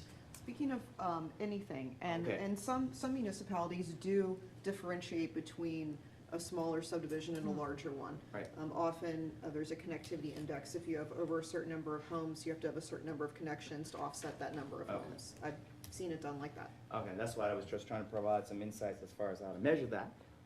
Depending on the number of dwellings that are there, maybe have a certain number of connectivity. Just a thought, just throwing it out there. Well, that brings us back to the development that we, that only has a one-way out, one-way in and one-way out. I don't remember where that development is. And not Watkins Road, there was another one. Old Town, not Old Town, but Wall Creek. Was that it? So, no, it was, but it was, I thought it was a different one. But what happens, like, how do we define that? Because I think, was DOT looking to put a second entrance, a second exit, but we voted no? For which neighborhood? I What can't community? remember. Isn't it one out by the high school? Yes. Wall Creek's one of It them. is one That of them. doesn't- Yeah, but that no, only there has was one one. in Sunset particular Manor. that- It's out Oh, I by know the high she's talking school. about. She's one talking was about the one Sunset that, the crossing, it connected to a Wake County subdivision, Okay. and we. We didn't connect. We didn't connect to the Wake County So subdivision. like, we need to define how we do that moving forward, so we don't just have to deal with an individual subdivision or group coming forward, because there was some question about the fire truck being able to get Yes. through and get out on that Safety. one. Right. And then you look at Watkins Farm, I think, when they had the incident where people couldn't even get in or get out until they resolved the issue. So I think is it possible to make it, just a standard and not just yes to you, no to you, in regards to that second means of getting in and getting out? I'm kind of in favor of leaving some of the stubs up to the discretion of planning board, because each property, not every property is a suitable location for a stub, and you may have a tract that can only support one entrance. If you have a tract of land that's only got 100 feet of road frontage, it's hard to require them to put a second entrance in, but you can require them to stub to adjacent properties for future access. And that's good to know, so. And that's where I think we need to work hard to make sure we connect stub roads from existing subdivisions. You mentioned the one where it was a county subdivision that we didn't extend. And that's ones, even though it was county, I think whenever there's a stub, I always think it's a great opportunity to connect them, because it does give you another means of ingress and egress for that subdivision. And you mentioned Old Town only has one, but it has, I think, 3 stub locations in there. So as surrounding property gets developed, there will be other means of ingress and egress if those stubs are connected. And I'd like, as somebody presents a plan, instead of saying stub to every adjacent property owner, I'd rather have staff look at those, because I've worked in a lot of counties and municipalities, and you see stubs that end at a 20-foot deep ravine that's a creek, and nobody's going to cross that. And so it's good to have your stubs in a very practical location where they can be extended.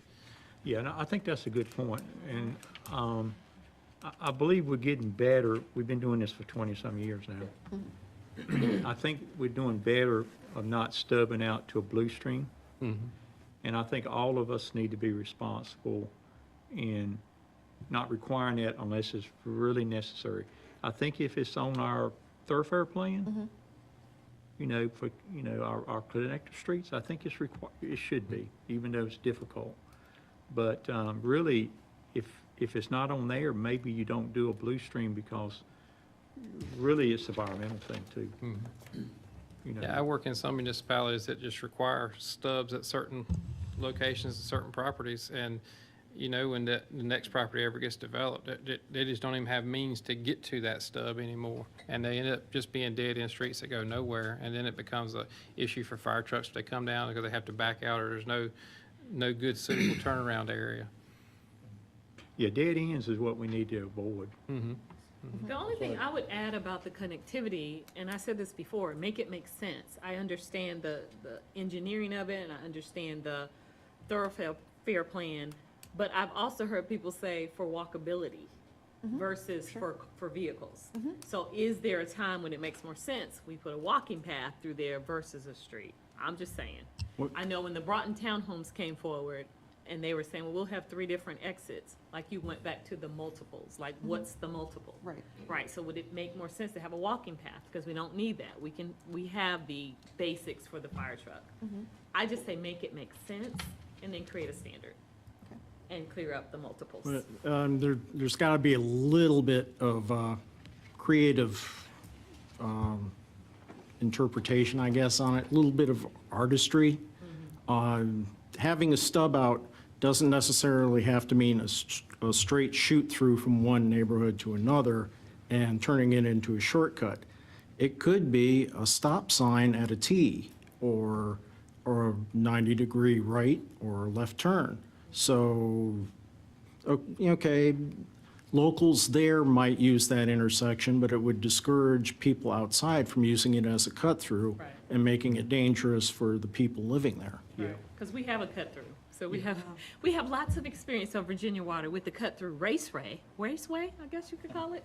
I think it's being managed better now, but we have that example, that people do that.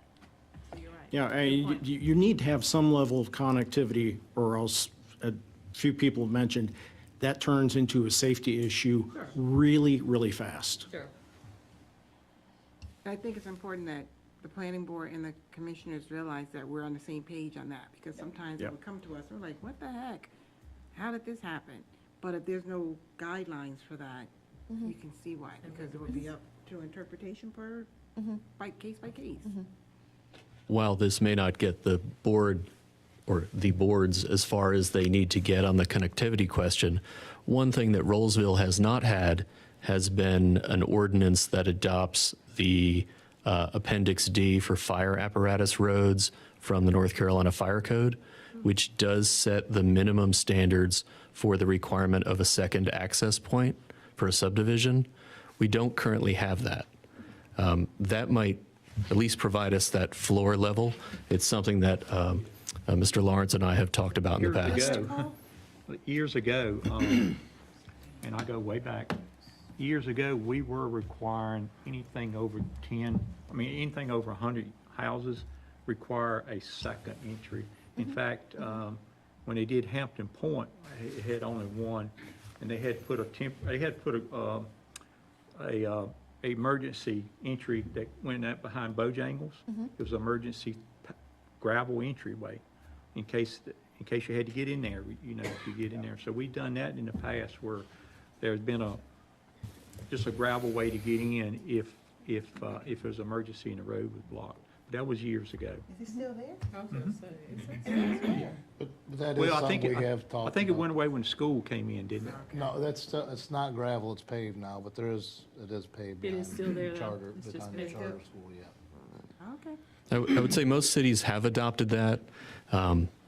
So many cities adopted it that the General Assembly just came back with instructions to the commission and told them to lighten up the requirement for the second point of access. But it would be a way for us to incorporate something under the fire safety provisions that at least sets that minimum level.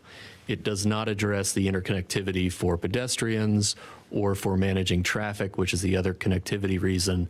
You want to keep a car going from the neighbors' houses from having to go back out onto the main drag and come back in when all they need to do is head over to the next neighborhood for some more trick-or-treating. The idea of interconnectivity has a value there.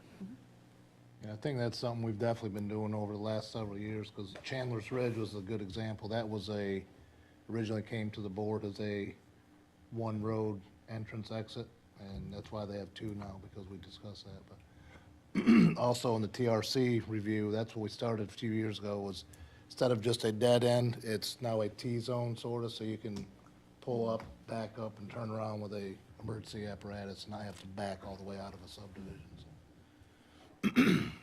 It sounds like we got lots of options to improve this Yes, yes. ambiguity. We'll do some work on that. So I've had some questions recently from planning board members and commissioners on development plan expiration. And 160D includes all of this information. So permits expire 1 year from when they're issued if they're not started. And if a development is started and then stops, that permit expires 2 years from the point where it stopped. And there's an exception for a longer period of time if you have a 25-plus acre multi-phase development. Rights are vested for 7 years from the approval of the site plan. Okay, wait, before you go on any further. So if there's something that's done, moving dirt, does that count? And that gives you another 2 years? Yes, Yeah. significant, a significant expenditure for work, yes. But that can keep happening over and over again. It can. So how do you fix that? You cannot. That's how vested rights work. So long as the property owner is making progress toward bringing to reality what they have had approved, they have the right to continue to do that. And the largest gap they can have is 24 months. Now, it is true that in all likelihood, their building permits will also have expired, and so they're going to lose those as well, and those are at the bottom of the list there that Meredith will cover. So they're going to come back on the building permits.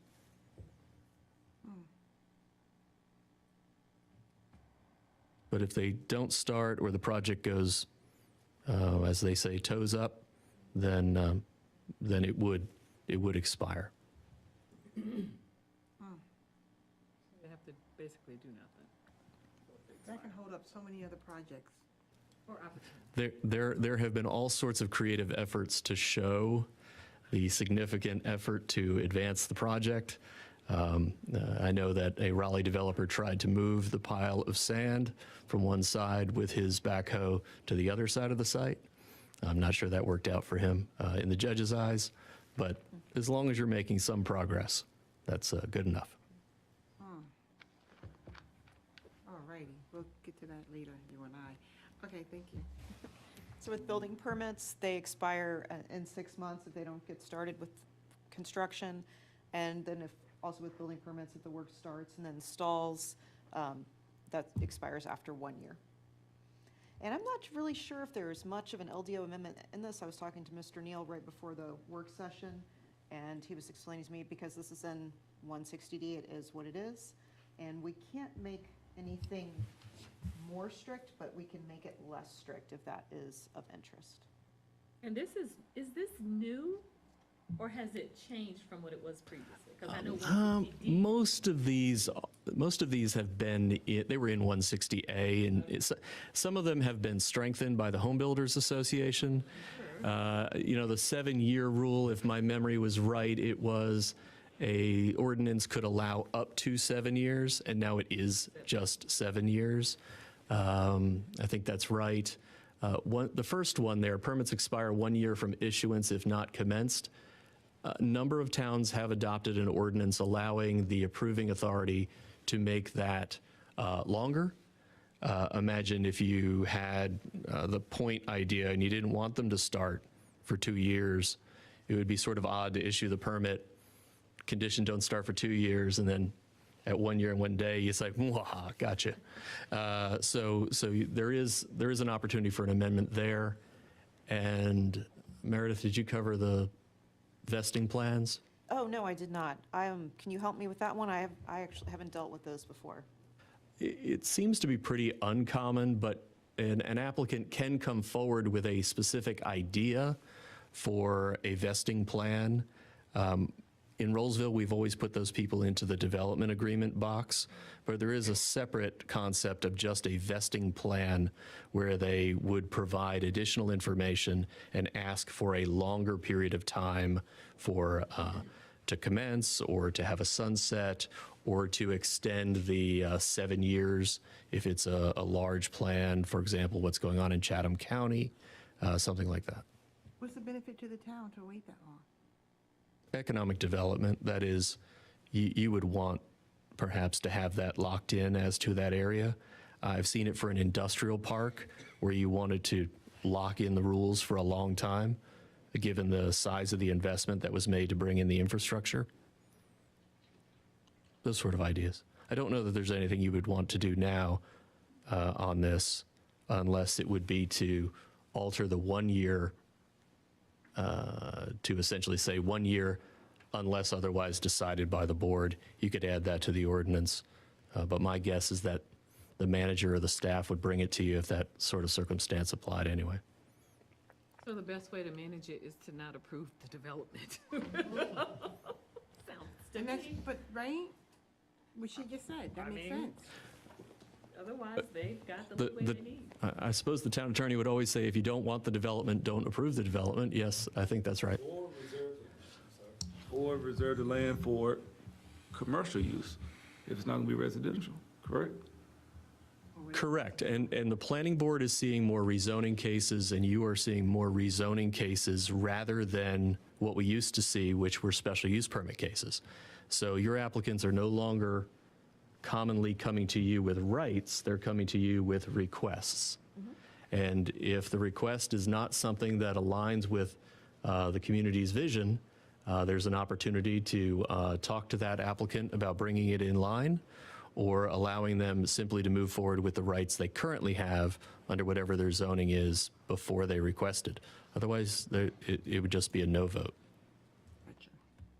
This section refers to mostly permits and the expiration of permits. How does this relate to the preliminary subdivision plan approvals that are issued by the board? How long if a preliminary, I guess what I'm asking is, if a preliminary plan is approved, I know it's going to take time to get full construction drawings and all the approvals from all the other governmental agencies. How long do they have of that preliminary plan approval? Do we have that defined, Mr. Neal? I'm not aware of a So limit there. preliminary plat is a permit, and so it falls under the 1 year. The progress that you make does not have to be physical progress on the ground. It could be the expenditure of money for your CDs, your engineer, your architect, all those kind of things is progress. Is there an option for a extension of that time if permits get stalled with Division of Water Quality and it takes a long period of time, it's beyond their control? Is there an opportunity to ask for an extension to that approval date? The statute allows an ordinance to adopt that sort of provision under that 160D 403C, I believe. Yes. Okay. So they can ask, but it doesn't necessarily have to be granted. It's a yes, just like with COVID, everything was backed up, right? Would that fall under that category? It would. Also, in that case, the General Assembly took action to extend all permits. There was a Permit Extension Act that applied to everyone. So we did the same thing during the Great Recession. We had Extenuating. So that expires after, has that expired, or is that still out there? That's a fantastic question. I will bring that. I will send you an email with the answer when I know. Has this been a problem in Roseville? I mean, I haven't seen projects just stalling and not really going anywhere other than when the recession hit. I mean, 2007, 8 was the only time I recall. yeah, I mean, too, right but- now, everybody's going wide open. Recession, and then a couple of cases that came in right before the bypass, just in anticipation. I mean, are more that I'm not aware of that have, The townhomes by the by the ABC store, I know that they've done some initial, Tree cutting. well, they did that like the next day. I'm not sure if that was COVID related, or just. Well, that was in 2019, I think they were approved. I want to say it was spring 2019, and we're here in spring 2022. I know they've done some work, but until I see something go upright, it doesn't look like work to me. They could very well be pushing that 2-year limit. I should just also add, zoning approvals by themselves are not permits because you've changed the law for that town, for that site, so it's permanent.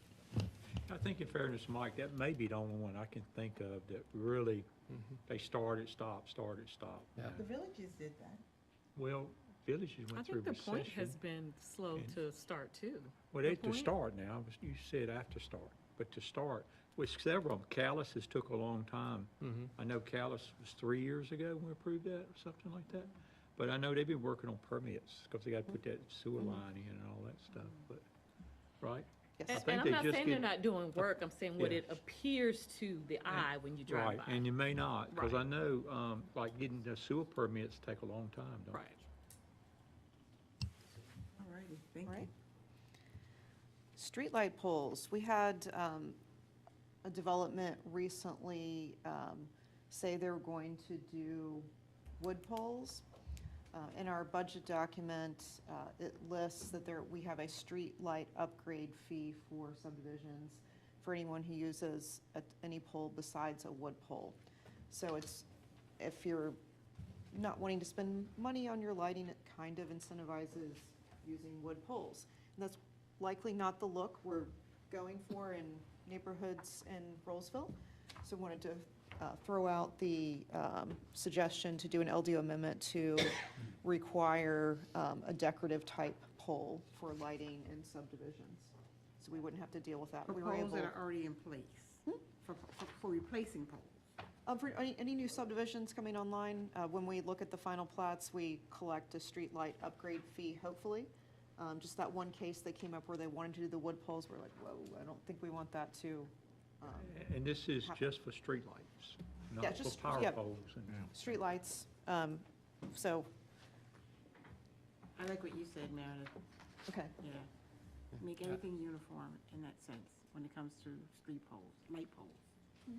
I haven't seen anyone use wood poles in years, and If someone wanted to in- use them in a new neighborhood, they're Yeah. not going to now, thanks to Mr. Arnold. Hard conversation, right? That's all first. Really? Hey, so talking about poles, is this conversation gonna lead to undergrounding about power poles? Not this particular one. This was just pretty simple. Just wanted to make sure everyone was on board that we're not going for the wood street pole look. They can be Okay. charming in Okay. older neighborhoods. Like the home I lived in before, the one I live in now, was a 1971 split level, and there were wood poles in that neighborhood. It fit the neighborhood. But in the newer neighborhoods, it just doesn't make sense. Good catch, And I'm Meredith. assuming, of course, energy efficient LEDs, Yes. that's what we're going with, warm Yeah, the lighting, whole town's been converted nothing over, too so. colorful. That's in the LDO too, because we did a lot There on it the is, lights. that is yes. correct. Is the condition, of course, obviously, yes, the aesthetic poles versus the wood poles, I would support that. The poles, are they going to be uniform throughout Yeah, they should be in a neighborhood. every community that comes Not up? necessarily every community, they should be, Kelly looks like he's interested in that. Each neighborhood should, within At itself, least be have its- consistent. Gotcha, Don't gotcha. they all come from Duke Energy anyway? Some come from Wake Electric, some come from Duke. And there are a few options with the type of pole. And plenty of them look very nice. We were And just they're surprised by expensive one. too, right? I think we had a Always. conversation, we went somewhere, they were expensive. So that one should be pretty easy. Since we're on polls, can we back up just a Sure. little bit on the, this may be way off topic, and just pull me back in. Maine and Rogers, so we still have a signal light on a wire, on the string. Anybody know what I'm talking about? So when it's a storm, a bad storm, we know what we get no lights, right, or no signals. Are we upgrading that to a mast arm No. with the Main Street Vision? No. Why not? Was it included? There wasn't any work done there or something? What's that? Wasn't They any just work skip done that there? intersection? Well, we could have paid for it. It would not have included in the grant because it already had the light fixture that was approved for That that. was functional. Yes, But we could upgrade that maybe with some We dollars could- we find. we could. I think that only makes sense. That's the only one I think on Mm-hmm. South Main Street that won't get, the rest of them get upgraded or removed, I think. Correct. All right. Thank you. The next potential LDO amendment topic has to do with development processes. And this is a slide that you all saw when you were going through the process of creating the LDO. And that resulted in the development process summary table that's in Appendix A. So if you get out your LDO, because this slide might be hard to read, get out your LDO, go to Appendix A. Appendix A is towards the back, and it has the green headers and footers on the pages. And pages 8 and 9 of Appendix A have this table, if that's easier for you to see, or if you can see the slide, that's great too. You said page 8 and 9? Pages 8 and 9 of Appendix A, and like I said, Appendix A has the green headers and footers. There's a section Page 8. Appendix A, Section 2. pages 8 and 9, so close to the beginning of the green part. The green is before the gray. Go all the way back to the green section, the last part of the green section. I was looking for her page, like she has on her screen. Yeah, it's about 10 pages. So we're not looking for what you have on your it's just- screen. Yeah, that's what you're going for. Front of the This- green section. More than one page. Go all the way to the front of the green pages, and then come, then work your way back in about 10. And is that 1.1 table, 1.15 at the front? Okay, this is one of my favorite tables in the LDO, because I like the way it communicates the decision points for the various type of applications. So we can see for the planning board in the LDO, the planning board is responsible for review and recommendation of development agreements, rezonings, or map amendments, and text amendments like LDO amendments.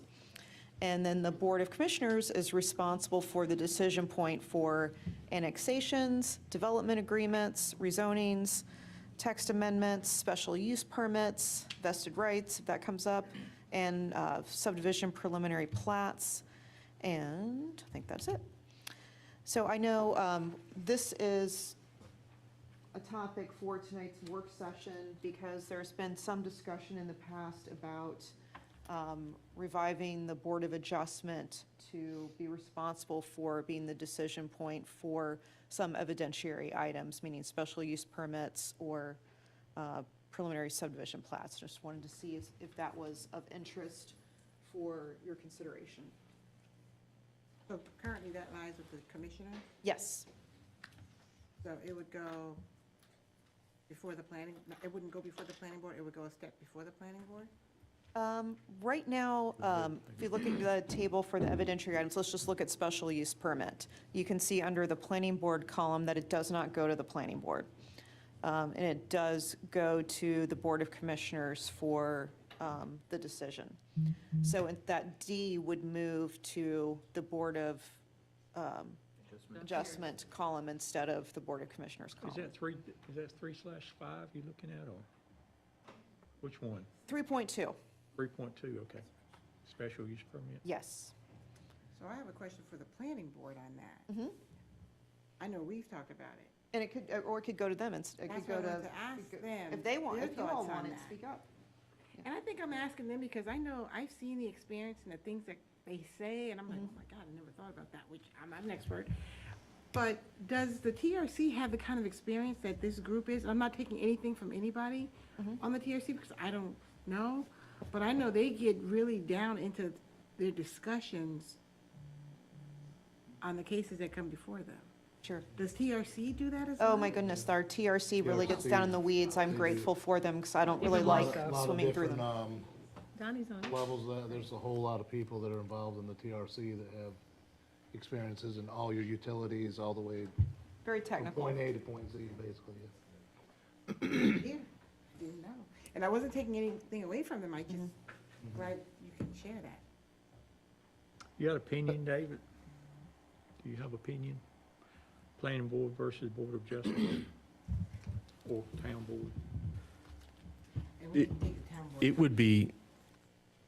It would be great to limit the number of bodies that need training in quasi-judicial matters. So if it's a quasi-judicial or evidentiary matter, it really should be either the board or the Board of Adjustment. If it's a legislative matter, it makes sense that if there's a decision to be pushed, it would be a decision that would be pushed to the planning board. That would be a thought process. So do you guys agree, I mean, we're talking about this would mean you have to swear in your witnesses and all that kind of stuff. We tried that in the early days. If you remember when the town first had to go quasi-judicial for the special use permits, more duties were with the planning board at that point, and there's a reason why it went to you guys pretty quick. It was awkward, to say the least. It was under my predecessor. And he had a decent enough background to understand how it was supposed to work, and it was still pretty challenging to get through one or two hearings. So Sounds like it should go to the technical review committee. No. That'd be Board of Adjustment. I think technical I mean, Board of review is- Adjustment. Yeah, I would say Yeah, Board of sorry, Board of Adjustments. Adjustment, Yeah. sorry. Is there actually a Board of Adjustments appointed right now? But don't they meet so It is. There They is. don't meet very often, but very I didn't even- infrequently? I didn't this know. could make them meet more often, you know? Right. That's something, Because we got one coming up soon, don't we? A special use permit? yes, the preliminary plat, well, two, special use permit amendment to the Waite Avenue subdivision, and then the preliminary plat for that same development. Is there a reason the major preliminary plats are an evidentiary hearing? That's a great question. There is, it's, both the UDO and the LDO provide subjective grounds, or not truly subjective, but they provide grounds for approval that are not objective. They are not check the box. You are approved if all of your streets are not longer than such and such before they reach a cul-de-sac. Rather, there are determinations to be made, such as, will it be safe? Will it affect the general welfare? Those kind of determinations for the subdivision plat. So that's what kicks it into the evidentiary box. We could write our ordinance to make it administrative. That is, if you check all the boxes, you are approved. But most communities have ended up in that middle ground of an evidentiary hearing. But that does not have to be decided by the Board of Commissioners. That could be placed into another body, but they would have to deal with it as evidentiary. I don't see minor subdivision preliminary plat. Am I missing that? I hope you don't see it. No, preliminary Final- plat? No, minor subdivision preliminary plat is not listed in this table, you're correct. So where do they go? Administrative now, isn't it? I believe so. Okay. I'm making a note so we can check. I just work in a lot of municipalities that, once it goes to commissioners, and it probably more county jurisdictions than town jurisdictions, the way their UDOs are written is kind of like you said, there's maximum road lengths, minimum lot sizes, minimum lot widths, and you kind of check the boxes, and at that point, it's an easier staff or administrative approval process, and seems like the town board would be better, the town would be better served approving a master plan of what the concept is with the, maybe interconnected streets, but then when it gets down to the actual preliminary plat, that's more detailed oriented with the lot widths and things like that it could be a staff decision, because it's more of, you've got minimum lot sizes and minimum lot widths and maximum road lengths that you have to meet or can't exceed. You remind me now that there was a conversation during the UDO, from the movement from the UDO to the LDO, about 3 categories of subdivision approval. There is I have a large lot and I'd like to make it 2, right? That's at the bottom. Super simple, exempt or close there to it, purely a staff decision. Massive, multi-phased, 150-acre, it'll take 15 years to build it out kind of project is at the other end.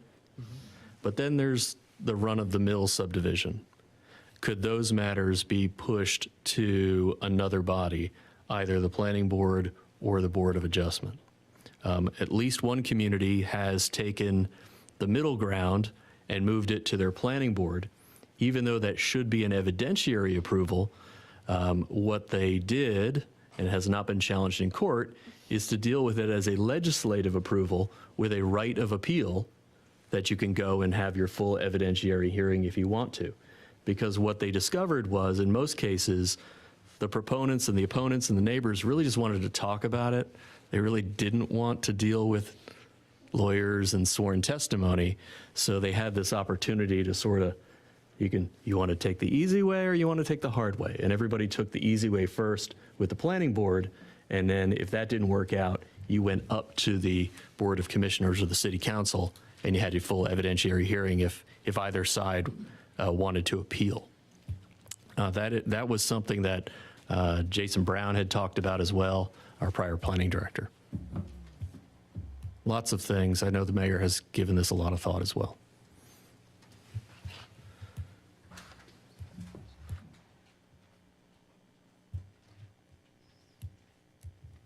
Any thoughts from you guys? I think hearing, and was Grady the chairman back then? Is that who? Say that again? Grady, who was the chair back then? When they had, prior to you, you said prior to you.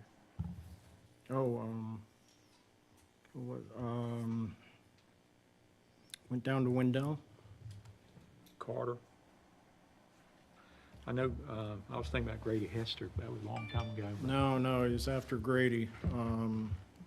But I agree with, His name, he was with SBI, he went down to the Wendell Police Department. yeah, that was Carter. I would agree with Chairman Powell that probably be best if we're going to push it on someone to do evidentiary hearings, it would be the Board of Adjustments. Because then they all can be trained on, they got to do it anyway, so they can all be trained on the same thing. I think the only thing you need to worry about is you need to educate the public if you're going to do something like that. Because if you come into town and you say, well, you're my elected official, why aren't you looking at these things? And why aren't you approving these things? And that's the biggest thing I worry about, is if. Well, see, the other side of that, that's the way we used to do it. The other side of that, you're my elected official, but I can't talk to you because, you know, you got this process you got to go through. And we went through that for many years that you couldn't talk to the citizens. So, you know. Yeah, either way. Yeah. Either way is. And that was part of the problem with planning board trying to do quasi-judicial. You know, the neighbor wasn't an expert, so they didn't have a right to speak up about their concerns. Because really, as David would say, you know, when it becomes evidentiary, it's all a legal decision. Right. It's, you know, it's not a judgmental decision. Right. I like that better. Most times the lawyers have a case pretty much put together. Well, soon, I think we'll soon have a case where there's a lawyer on each side, and then you'll see some fireworks fly. Right. So, do we have a full Board of Adjustment now? I think we do. Because I think we're supposed to be planning. Information I have is that several members resigned from their position. So we need to do a check-in to see how many members we actually have. I'm not sure it's very many. How many members are they supposed to have? Ooh, I should know that. 5? I thought it was 5. It was 5 with 2 alternates? An odd number. I think we get this 5 and 2 alternates, I think. Is that where it landed, David? Or was it 7 with no alternate? I can't remember. I think it was 5 and 2 alternates. 5 and 2. I remember us going back and Dave's forth about on to the. blow his- I think it was 5 blow his and top 2. here. I like 5 and 2. I think that's where we settled. That was much discussed. That was it. I just would like to see us push that, if we are needing members, because I think we have a very engaged community. We do. And I think this is gonna be somewhat of a learning curve, but this is a great opportunity to learn more about your community, what we're doing, and what better than a subdivision plan, so I think that'd be a great opportunity. So am I hearing interest in considering an amendment to put this in front of the Board of Adjustment, or? Got my vote. Which ones? Is it all 3.2 and 3.5 or just one? And the minor added. You'd have to define that, whether it was, I was thinking special use permit. It depends on if you still want to see a major subdivision preliminary plat. I mean, if you do the rezoning process for something, you can make sure it's in good shape, and then maybe you may not be as interested in seeing the preliminary Was the plat. point a major when they came, didn't they come back recently, the point? The point, they came back for a townhome site plan, which It just felt it was. almost like unnecessary. Yes, I I think someone agree. even asked, why are we looking at this again? It was a UDO requirement. Okay. It's no longer necessary. I got you, okay, so that was previous. And so to clarify, I think my earlier rambling, you could divide these into pieces. So you could have minor special use permit, major special use permit. Not sure where you would want to draw that line, but you could.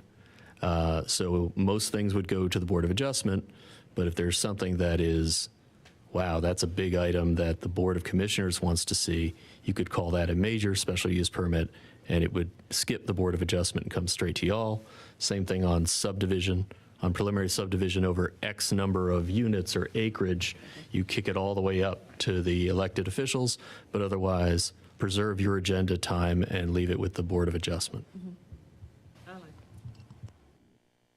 it. So the point was major, I'm just trying to get a point of reference. Is that considered like a major?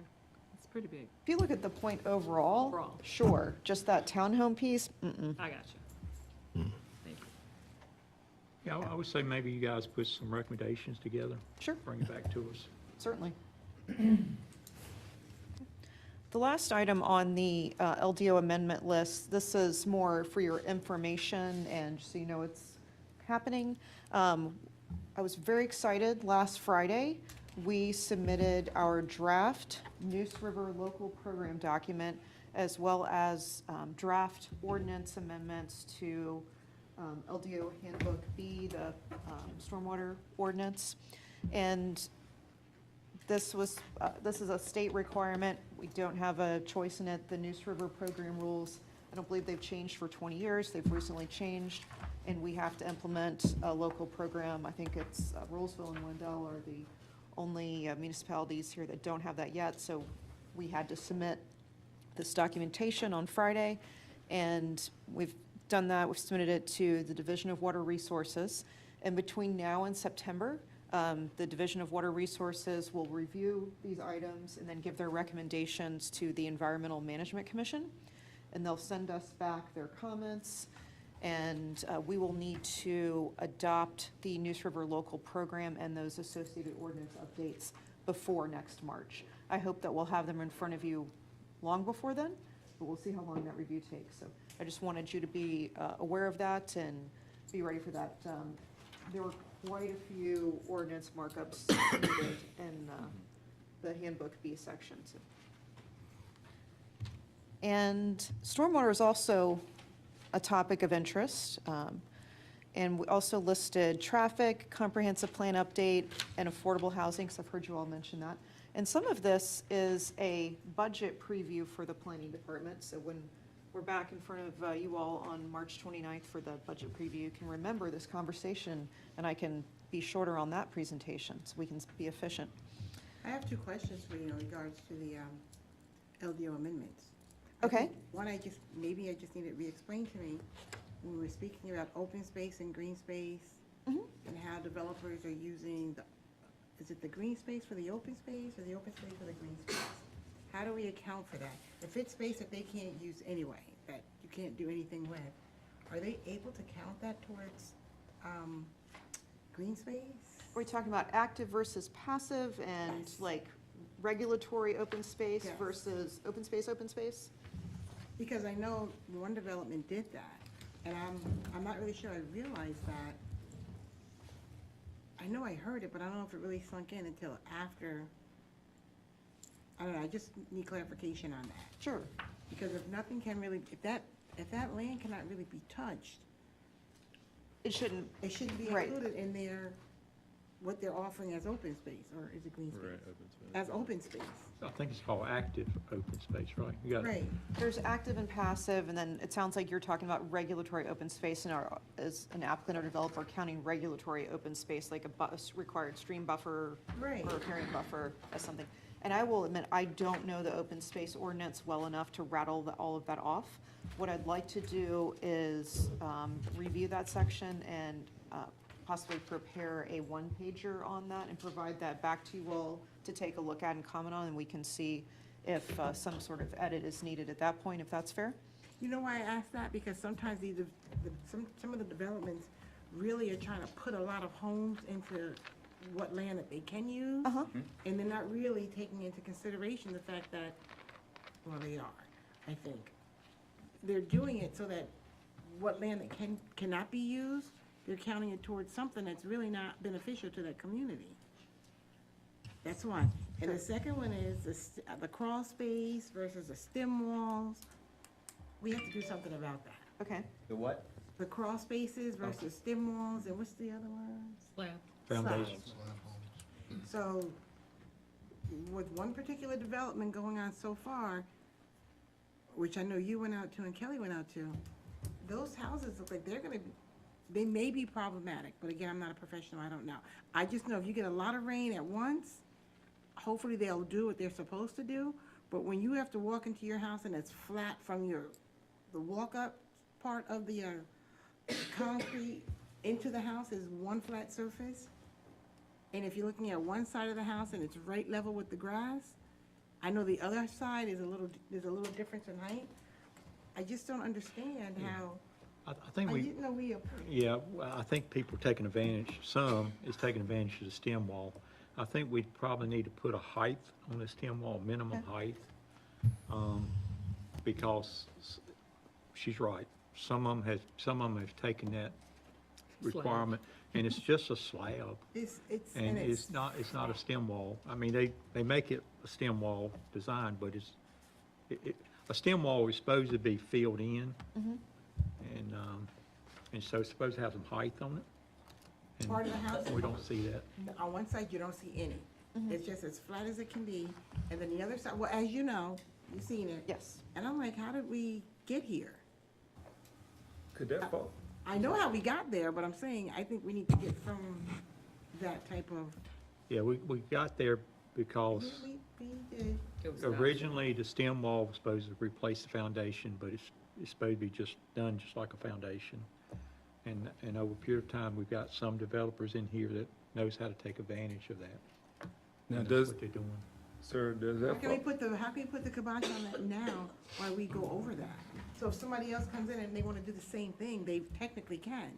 If you wanted to put the kibosh on it right now, what I would do is make a comment on a development or comment to the applicant saying a priority of our community is the appearance of foundations, and we strongly recommend you include a however high height. stem wall or crawl space as a condition with your That's right. rezoning or whatever, and that's what I would do right now to. We need to make that a Address that. condition. So right now, there's no height written into the No, it's not a LDR. requirement. I gotcha.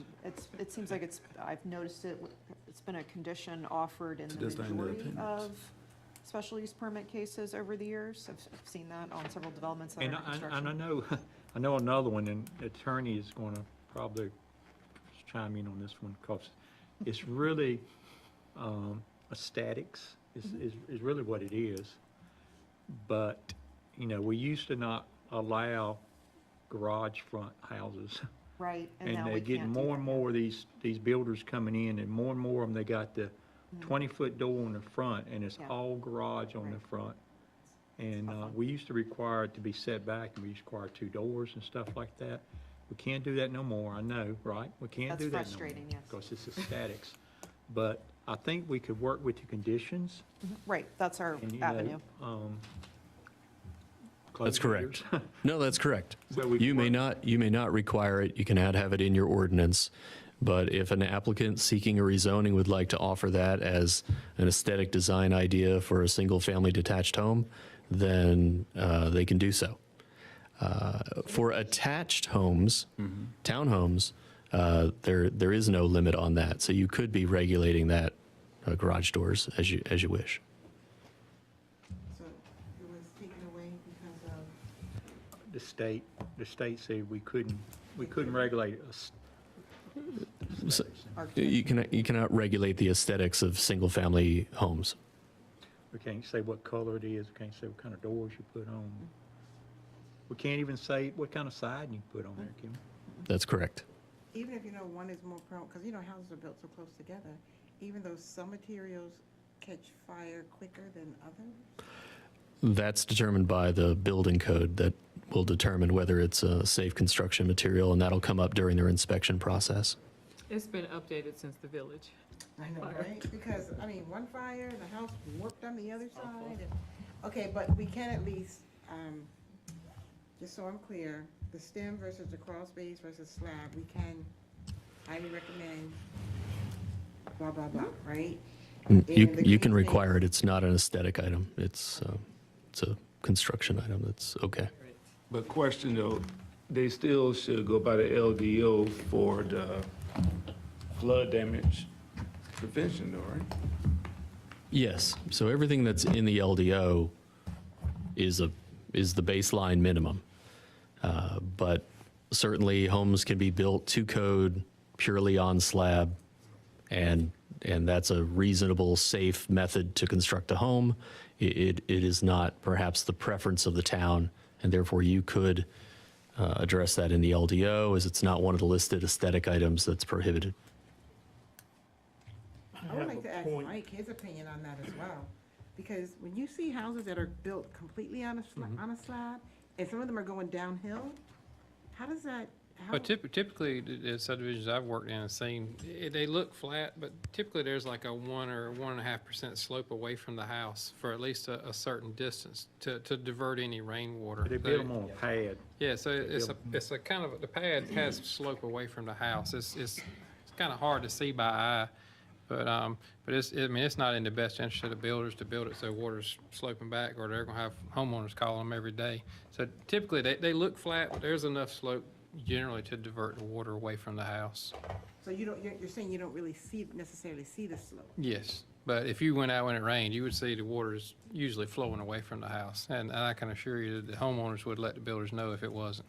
Right, because they gotta fix that. And I mean, sometimes those slabs that with the zero entry is what they call them. I mean, it can be an appealing thing to some, sometimes elderly people, because they don't have to go up 2 or 3 steps. So there's some cases that it is advantageous for certain developments. So yeah, I mean, personally, I would hate to see it completely ruled out, but in a majority of the cases, it could be done so it's a little more aesthetically pleasing. Yeah, it used to be, we would, when we was doing foundations, we would allow a percentage that could be done for that purpose of handicaps or sort of easy entry type things. So it is good. You know, somebody elderly don't want to go up 3 flights of steps. On Commissioner Medley's point about buffers, on one of the cases, it was the next door in between Kayla's Falls. They had a buffer, but they had put the buffer on the lot. So when they presented the lot size to us, they said it met the minimums, but the buffers were included in those lots. And the issue that I brought up was, well, what happens to the homeowner who comes and buys this lot? He doesn't know that he's got a buffer necessarily on there, and he comes in and clears and puts a shed or wants to develop it to find out he can't.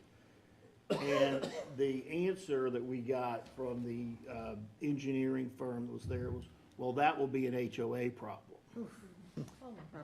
And, you know, HOAs are, you know, good and bad. You can debate them forever, but I would like to see, you know, back to your point, that being one of those things that they were trying to say we have bigger lots, so we've utilized more open space, but the reality was they were trying to put more lots in there by putting that buffer between the 2 communities on the lots. And I think it's unfair to that person buying that lot to get in there and potentially think they can do something and they can't. We got this issue of stormwater. I don't know what the impervious surface calculations are, but you know, lots of people come in and do lots of additions to these homes. They'll put patios, they'll put outdoor living spaces, they'll put walkways that alter the lot drainage and those kind of things. And as they go down the years, it becomes bigger problems with runoff. So I think it's important to make sure that those things, buffers and so forth, aren't put on an individual lot. And in this case, that's how they did it. And I didn't really like the answer, well, that will be an HOA problem.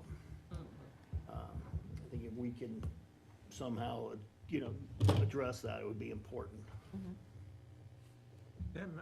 That may have been fixed, I don't know. Yeah, that was Preserve at Moody Farm. We'll take a look at that one when it comes, the preliminary plat is in review But right usually, now. usually the buffers are in the home association's property, it's not Yeah, individual it should, lots. right. Right, in this case, it wasn't. Right. You're always looking for a loophole.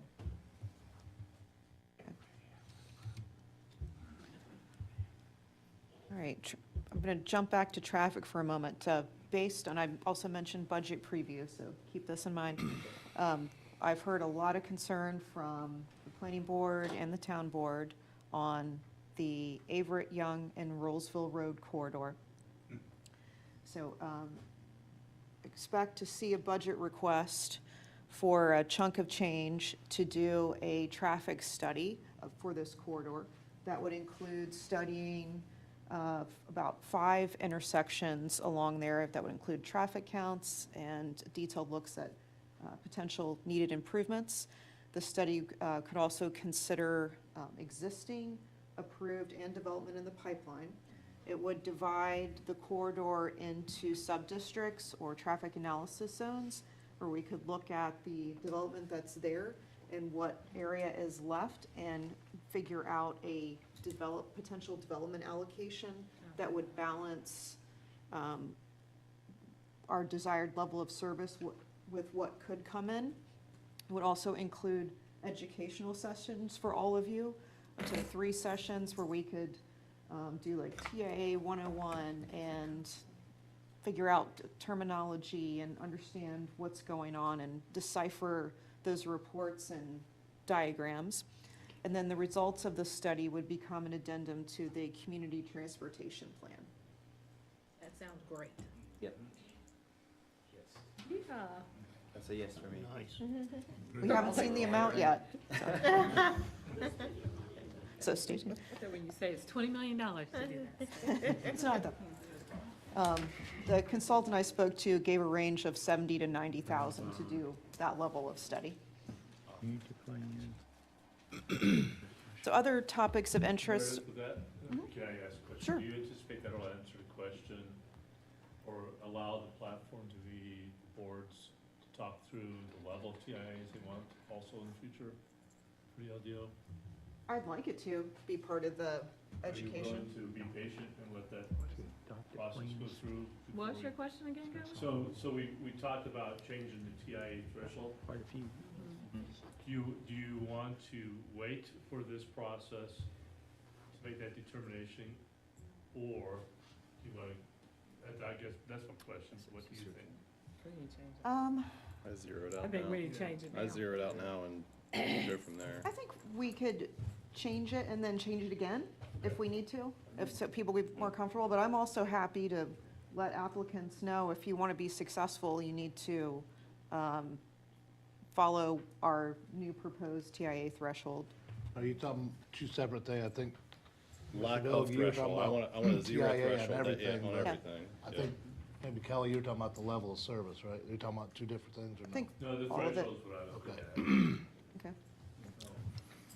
Are you, may I ask the board another question? Are you amenable to looking at this Concord example? Because there is some merit to the level of sizes, The tiers. I was gonna say tiers, no. because particularly soon, we're gonna have some redevelopment. Or infill. And they won't be 40 homes, they're gonna be 6 in a lot. And there might be a different level of TIA you might wanna look at, that might be required for 6 versus 4, I don't know. I like that idea, the Concord example, would you mind looking at along with the proposal of everybody, one flat, would that be all right? Look at 2 different options and have a I would, to discussion. compare it to something, that would be, Okay. Okay, that was helpful. I think we just need to stop the bleeding. Yeah. Is what Paul was Exactly. probably getting Yeah, at. I want something agree. to talk Because about. we already know the traffic is bad, and so if we have people come in and she's Right. having to kind of go, if they already expect we're gonna have to do a TIA, they come in with that mindset, they know we're serious about traffic. that's true.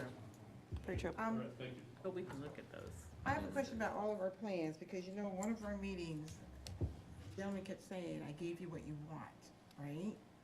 And I know there's different plans that call for different things, and things change. So I think there needs to be something, how do we get beyond having someone tell us that, knowing that things are changing or have changed? I think I have to accept responsibility for some of that. I think Not for somebody else's actions. Well, Okay, it's, so we get, we're I not think- talking about the actions, but I see what you're saying. what I get from this, I need, that says to me I need to be writing a better staff report. Let me address it a little bit, and this may be the time. I know David has mentioned this to me several times, and I know some of these people that's coming in and talk to your board, this board has mentioned a couple times. There are some communities that you don't get the presentation from the developer. You know, it's done by the staff. In other words, you don't have a developer telling you, you know, to do this or do that, or this is what you're supposed to do. It's more of a staff, you know, presenting the case to you at a staff level. I know some communities do that. And David, do you want to elaborate on that any, and advantages of that? I know it puts more work on the staff. You know, they have to prepare and be able to, you know, answer all the questions, because right now, some of the questions go to the staff and they refer it to the developer. You know, we get that sometimes. So I don't know. What's your pros and cons on And that? I'm not pointing a finger at anybody here. I know. Oh, okay. I know.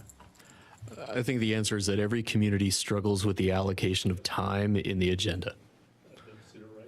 So the challenge is, how much time would the board in a zoning case like to allocate for a run-of-the-mill zoning case? How long should that take in a business meeting? And then how much of that time should be dedicated to a staff report? How robust should that be?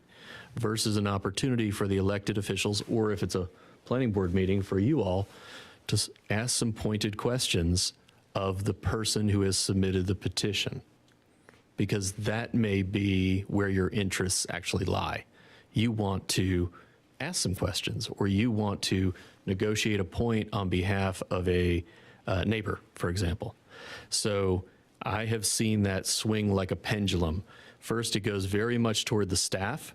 The staff will provide a very cold, brutal, comply with the rules, comply with the plans.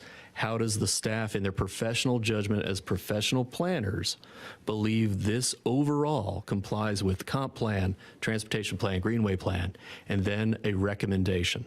And some towns, as we've discussed, the board takes that and runs with it and really goes a long way toward approving it. The public hearing after that for everyone is 2 or 3 minutes a person, including the applicant, his or herself. Then you end up with that complicated case where board members really do want to ask questions, or really do want to explore whether there could be changes made to conditions. Well, at that point, every mayor or chairman is stuck with having set a rule for 2 or 3 minutes, and really we're going to have a round-robin discussion. I wish I could predict it beforehand. Kelly's been doing this longer than I have, and yeah, it's tough. It is a tough situation. Should our staff reports be more robust? Probably. Should they end with a reference to each one of our plans? Does it comply with Greenway? Does it comply with transportation? Yes, yes, no, no, maybe, here's why, and a recommendation, so that you all could come in having read that and pretty much be a long way on your way to making a decision. But you know what the problem with that was? We were getting a lot of, what do you call it? A lot of, in our agendas, we had a lot of developments, and what we were hearing was, staff recommends this, staff recommends this, staff recommends this. And not just staff, but staff recommends it because planning did. So it was never like, well, you may have had 4 people from planning say yes, and how many of you are there? 3 of them say no. So sometimes we want to know, what were the no's, what were the concerns? Because we don't get that beforehand, but a 4-3 split, and again, I don't recall if there's 7 of you. A 4-3 split is pretty close to almost like a no. It could have went either way. So I think just hearing, I think more is needed, but not more the way he did it. That was just an isolated case that I'm referring to. But I think we need more information, but I think with the changes that we're looking at tonight, that may help narrow it down some, so that somebody is not there for an hour, you know, going back and forth on, we gave you what you wanted, you know, so. Right. So a question for the planning board and for the Board of Commissioners is, how much time would you think you would want to have spent reading the staff report before the meeting? Because that will shorten the amount of time that the meeting takes versus going to the meeting and learning about the case from the staff and from the applicant and from the neighbors. The old Rolesville was the latter. We had to do everything quasi-judicial, so there was no prep to do. We were going to come in almost cold, and we were going to hear it all played out. Under a zoning case, it's almost exactly the opposite. You could already have decided, and that's entirely legal, based upon what you know about the project. That's totally appropriate. But it does require doing the work ahead of time or reading a long staff report and matching it up to a plat. So it's painful probably either way. But it was legislative, so. Yeah, once it's legislative, you can prep in advance. Right, it was legislative, but I think it was perceived as quasi-judicial by some. In this particular case, Yes. certainly emotions ran hot. I know some of you have talked to me about that. I think you should expect to see more close calls, and that was one of those close calls. But legislative, I'm just pointing out that they operate differently. That's true. Have the discussion with the folks beforehand. Quasi is a different story. It's like a trial. But I do think there was some confusion there. There was some confusion with that, if I'm referring to the same one you're referring to. So I think the members of the development community that are represented on the planning board, as well as myself, when I wear that developer attorney hat, the good faith developers are trying to prepare in advance and are hiring land planners and engineers who have scoured your plans that are on your website. Sure. They believe, culturally, they believe that if I can give this town everything they dream of in their comp plan, this should be a rubber stamp when I walk in. That is the feeling. And it is a surprise to someone who has spent time and money to do the plan that we have perhaps recently adopted and then run into opposition. Doesn't justify it, but it is a factor. But let me jump back to traffic for a moment, because in that particular case, someone who was not a traffic engineer, this was not quasi-judicial, keeping that out of there, but they're just giving an opinion. This is a 20-year plan. For 20 years, this is supposed to be this way. That changes. There is nothing in stone that says this is going. If we could all see the future, we'd all be very, very rich and probably not sitting here, probably on an island somewhere. But what I'm saying is, so that information was thrown out as gospel. Like, this is it, this is how it's gonna be, it's good for 20 years, so what's your problem? And this board has to realize that that is someone's opinion and not a technical expert giving an opinion in a jury trial. That's certainly true. I do know that we have a plan, for example, for Rolesville Road, which was that case. And we, the town, have decided what that road should look like. A property owner who lives along that road or buys land along that road is reasonable to believe that if they agree to build the road the way the town wants it built, the town will receive it favorably rather than unfavorably.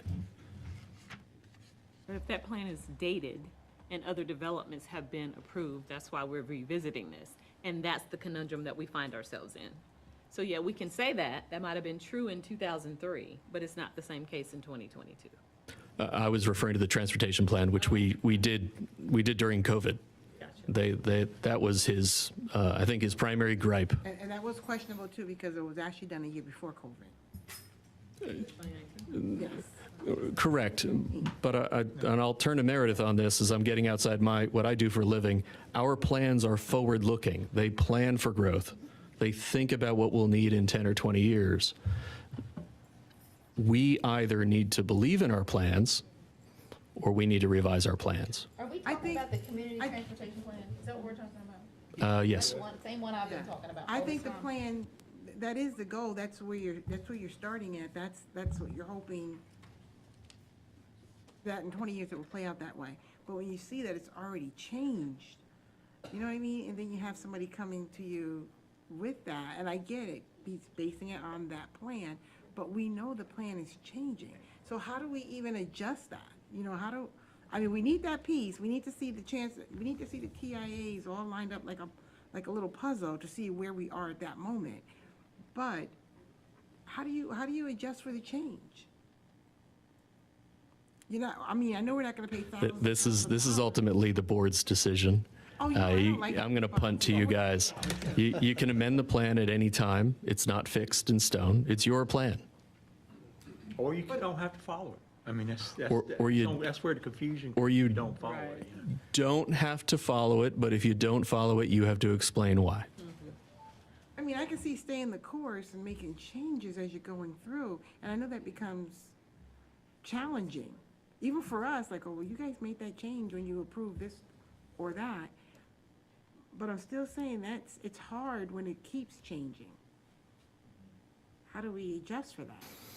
I think how rapidly it's changing. Right. Just a speculation, just How as soon rapid. as soon as you put one subdivision in, you automatically kind of change Exactly. the terrain. Right, and we have so many of them, and we're So like, we're it's- not it's sitting gonna here be with a piece tough. of paper saying what every plan was, what every TIA Right. was, which we're hoping to get. But even with that information. Traffic pattern now changes, stormwater changes, just the availability of resources changes. As soon as you put that subdivision in, it's gonna have to be a case by case after that.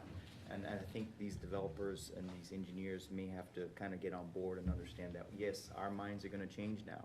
Before it's all farmlands, there was hardly any traffic there. You add one subdivision, that just changed the way we start looking at that strip of road. And you add another one, that changes the way we think about things as well. So, yeah, to your point, I see it, there's not gonna be a silver bullet that solves it, because everything is just changing all at once around here.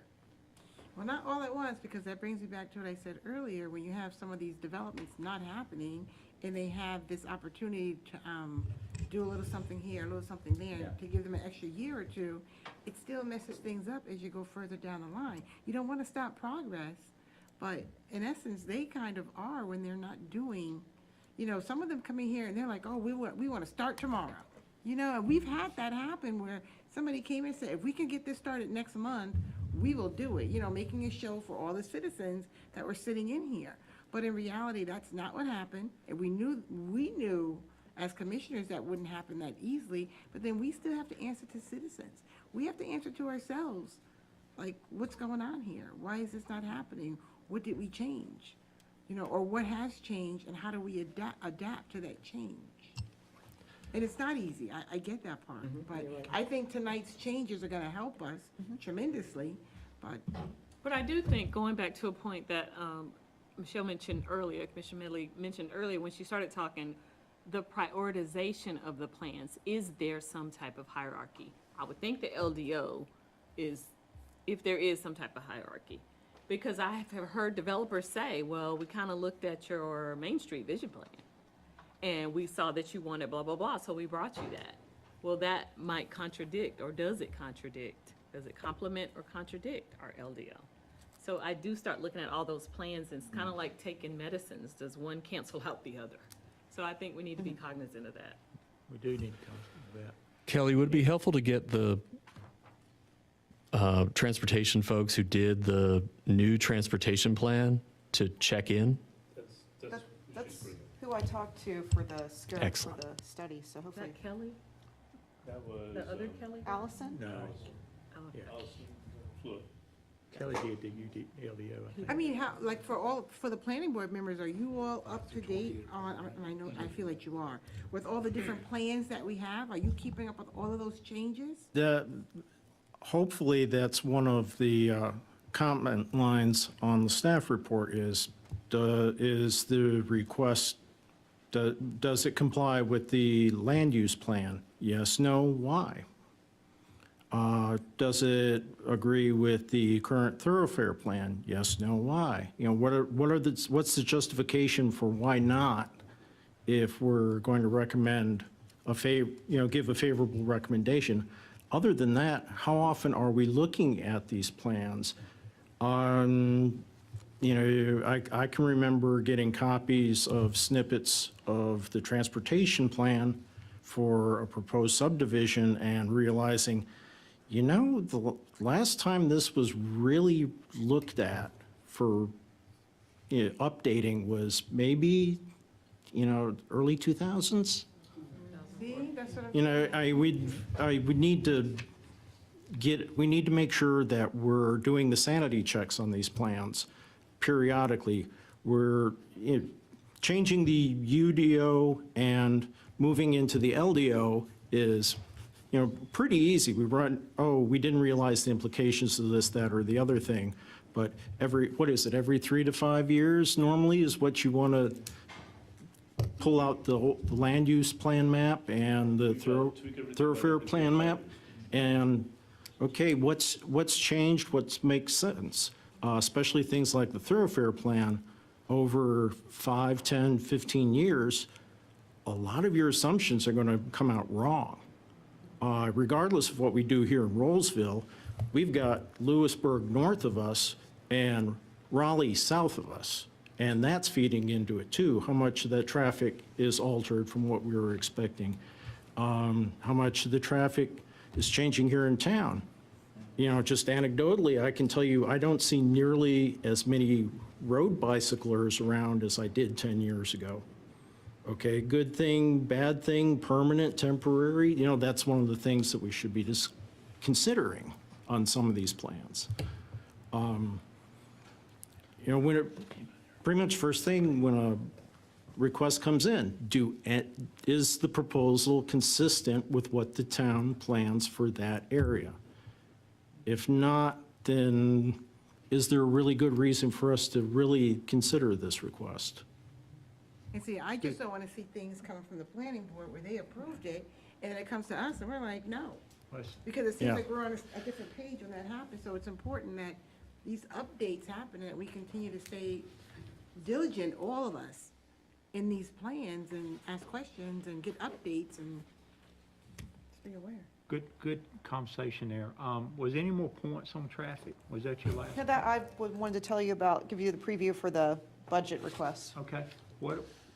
We have gone 2 hours now, it's 9:10, so I'm gonna call for 5 minutes. We can get it done in 5 minutes, a 5-minute recess. We'll start back at 9:15. Thank you. Yeah, it's just 2 or 3 things.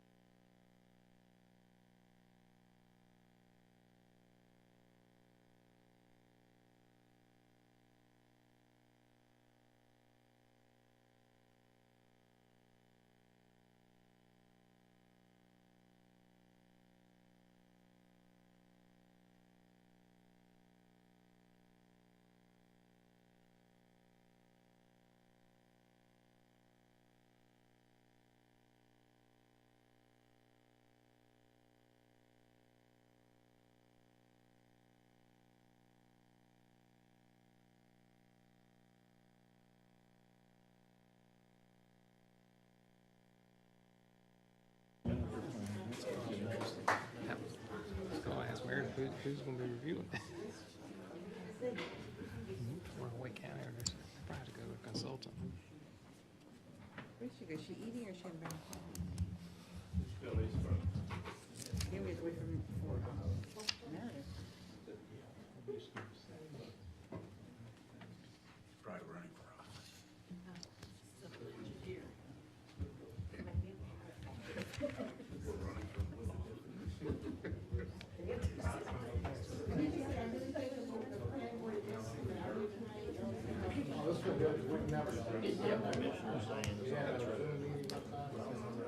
They're gonna maximize every inch they can. Not this one, right? That's their profit.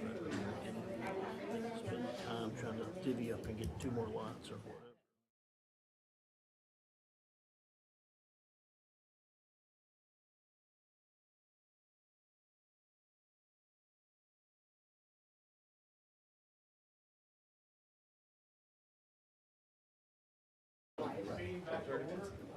I'll turn it back over to you, Meredith. I think item C, topic 4, comprehensive plan update. Sure. I've heard Mr. Powers talk about updating your plan every 3 to 5 years. He was totally on point. So with a comprehensive plan, the best practice is to update in that time frame and then do a full update every 10 years. However, if you're in a community that's growing rapidly, it's more than acceptable to update more frequently. I mean, we are growing really fast, so it's super important to go ahead with that 5-year update this year. And that would include things like addressing, again, like Mr. Powers said, the future land use map, is that still working, are the policies and the plans still working? So that's something that we'll be doing soon, as long as the budget request gets approved. So I have a very elementary request. So in companies that I'm used to working with, we have a glossary of terms. So I know that Rolesville has grown a lot over the last, 10 years. But I'm sure there are names that we use that are 20 years old. So I hear a lot of different names for different plans. Okay. I just want us to get on a consistent page on what that's called, right? So when Okay. we're having discussions, there's acronyms or whatever. I just think we should have a common list of terms. Okay. When it comes to our plans, when it comes to whatever, CTP, what's CTP? If someone's coming in the door, they're like, what's that? What are they trying to figure out what the CTP is? But just a glossary of terms so that we have a common understanding. And I think that's not only good internally, but I think that's also good for your community. When you're trying to educate your community on what plan you're referring to. Sure. I know it's very frustrating if you don't know what they all are. I was working on the edits to our stormwater ordinance to hand in this past Friday, and it was like another language to me. Right. All the acronyms. I had to Google so many things, 'cause I had no idea what they were. Exactly. So that helps me understand what you're saying, because in the planning world, I'm like, oh yeah, CTP, you know, all this. Yes. We can work on that. The former UDO and the LDO. I think the closest one we had gotten was the glossary that Danny had did when we were doing the zoning maps. And he, defined those. I mean, they are, I think we all knew them, but it was nice to see that. So what you said. But I there's a think lot more- about- It's a lot more than zoning that we would need to know. Right, but I think about new board members coming in, new planning board members, other boards that we have, Parks and Rec. I just think we need to have just this common list of terms and acronyms that we use so that people have a common understanding and our public. Sure. And I try, in PowerPoint presentations, I really try to write things out. Right. And then if I don't do that, call me on it, because I don't want to get used to saying TIA. People are, what are you talking about? Tia, she's my friend, Tina. That's true. I just feel like everybody in Roseville knows what TIA means. Okay, that's a bad example. I'm just saying, no, it's not a bad example. I don't think they do, but I'm just saying. I know I can spell it backwards and not AIT. I mean, thanks, good point, Sheila. So, affordable housing is on the list because that's something I've heard come up a few times, more from the town board than from the planning board. And it seems to be a topic of interest, and I'm not sure where we're going next with that, or what kind of goals we have, or how much we even want to get into it tonight, which included it on the list for you. Well, I think first and foremost, we need to define what we mean, and we won't do that obviously tonight. Right. But we need to define what we're talking about when we talk about affordable housing. A lot of times people's minds go directly to projects or Section 8 or whatever you want to call it, government-assisted housing.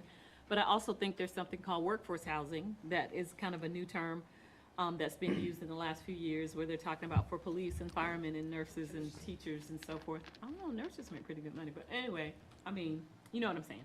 But it's not the same Workforce as housing is what I'm saying. So I think we need to define that, and I don't think it's defined. And we have developers that come before us a lot of times, and they think they're giving us what we want, and they go, yes, this townhome, and now everything's out the water, because I know the prices are through the roof right now. I'm talking pre-crazy, whatever we're going through right now, right? But they would come in and say, yeah, this townhome's affordable. We got you at 1,600 square feet for $350,000. And I'm like, affordable for whom? So I think we have to give them some space to work within. If we have some type of vision that we have, then we need to talk about what that is. Going back to the glossary of terms as well, maybe affordable housing, how that may be defined universally, but what we mean in Rolesville, as well as what our workforce housing looks like. What are we trying to accomplish? So Meredith gave some quick numbers a few minutes ago when we were talking before break or during break. And I don't know where those numbers came from. Was that countywide, that It's like percentage? a standard definition, and I think Not it's- quoting you exactly on those Right, numbers. it's on there are certain percentages, like if you make 60% of the area median income. 80. Or 80, it's very affordable, 60 or 80%, then, and you can afford a home, and affording a home means not spending more than a third of your income on it, then that's affordable. So if you're in an area with a high income, which we are. We are. Median is Yeah. 101, to be exact. Yeah, so what's affordable here might not be affordable in another municipality. And it's not, someone else might look at me like, that's not affordable, but it is based on our income. But even like you two have two different numbers. You said 60, he said 80. I'm thinking it's between They're there and it's different less than levels. 80. There are different levels, it's, I can't remember the correct term for it. And I'm not holding you to that number, but I'm saying that's the whole issue. Everything is a variable. One of the things that I was looking up was what does affordable housing mean? Of course, I went to Google. That's all I could go to. I'm not an attorney, but I did look up, what the federal guidelines were from HUD as far, and they put that number out there, 80%. But I think we do need to define that because yes, I keep saying builders, the developers, they're exploiting that. They have a different translation in their minds as far as what that is, and they're finding loopholes around what affordable housing is. So I really do love the workforce housing title that you're using. Maybe we No, can but those define are that. two different definitions. I understand Totally that. different. I understand that. But we do need to probably have a pretty solid definition of what affordable housing is, and maybe what the definition of low income is as well. Just to have some comparison. I don't know. As I said, I just Googled some stuff on the internet, and that's not factual information. So. So who said 80? Was it you or Mike? I said 80. Oh, I'm so sorry. I thought you had said it, Mike. So it is, you're considered low income if if your annual income is 80% of the median. So if the median is, say, here in Rolesville is 120,000 and you make 75,000 a year per person, you're considered low income.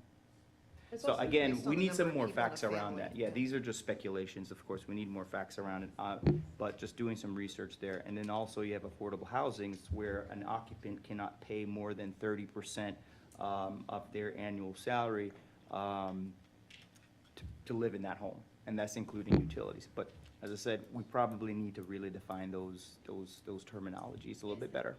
I'm sorry, isn't that what Granite Falls is, their workforce housing, but wasn't that affordable housing? What part of Granite Falls? The apartments, I think that's. Their workforce. their workforce. Yeah, housing. actually It's based workforce on- housing. Based on Based on income. income. So is the the building in front of it, or the seniors. The thing? grand, Yeah, the grand that's, senior. that was based on income as well. But I have a question for Dave, though, and I think I asked you this before. Speaking about affordable housing, workforce housing, is that also when it comes to all the development that's taking place in Rolesville, is that a request or an ask that can be made to developers coming into Rolesville to dedicate X amount of homes, X amount of land towards affordable or workforce housing? So North Carolina does not permit something called inclusive zoning, which is to mandate affordable housing. You can, however, have a developer who commits to it as part of a rezoning case. You can also offer a density bonus in your LDO for the inclusion of affordable housing. If we take affordable housing away from the low income discussion, and just for purposes of discussion, use the $120,000 median household income of Rolesville today, an affordable house would be any house that median household could swing at that 30%, which is right at $3,000 a month on their mortgage. Now that includes all the fees and everything else, would be at $3,000. And that's about at 4% interest, that's $425,000 a house. So everything below that at least fits in some Rolesville definition as affordable housing, and everything above that likely is other, right? It's, you have to have other, otherwise you'll no longer have a median in the same spot. So you've got to have housing for everyone, kind of an idea. But at least for purposes of getting your heads around why a developer might say affordable housing, are they saying affordable housing or are they saying affordable housing, right? It makes a difference. So at the median, $425,000 and 4% interest in a 30-year note. That's a way to think about that. And then I'll bet people with a calculator can figure out what that number becomes at 80 and 60 and 50% of the median. And then you can think, okay, 75% of the median, 60% of the median, that's probably what I think of as workforce housing, if that's helpful. That does help, and I think that's something we should think about. Because we're the only municipality that does not have any affordable housing in Rolesville. But yet, we are a community where developers come to and they want to just put a whole bunch of apartments everywhere and on top of each other. And that's a big concern. So why are you looking to bring all these apartments and all this traffic when you have an opportunity to provide home ownership to somebody who normally would not be able to get it? So that's not affordable housing based on his definition. You're talking about Right, but it can be affordable workforce. low-income housing or Income and workforce housing, because what Dave just Not low described, income. but what Dave just described is affordable housing. In If you look, Rolesville. if you use the formula in Rolesville. My question is that the only population we're marketing to? Not the region, not people, not a student that says, hey, I want to live in Rolesville. They can't afford to live in Rolesville. That's right. That's an excellent point. So that's my question. You're just looking in your bubble only? Or do you go outside your bubble and say? As a resident, one of the thoughts that crosses my mind is how many of the new town employees can actually afford to live in town. Right. And that's what, I'm not saying low income, I'm not saying only Rolesville. That's why I said it the way I did, because it can't be, people who are moving here now, I mean, it's a big pot of everybody from everywhere. So I'm not just saying for Rolesville, and I'm not trying to imply low income at all, but I am just trying to, once we define what, I guess Rolesville considers low income, or not low income, but affordable housing or workforce housing, I think we'll be better, in a better situation to proceed moving forward. But I think we need to define all the above. Yes. Affordable housing, workforce housing, low income. And don't forget the Define seniors. what you're talking about so we know what we have and what we don't have. And so I don't think it's how do we? I think that's a conversation that has to Right, be it's had. not gonna be solved tonight, but I think all of them are inclusive, not just low, not just median.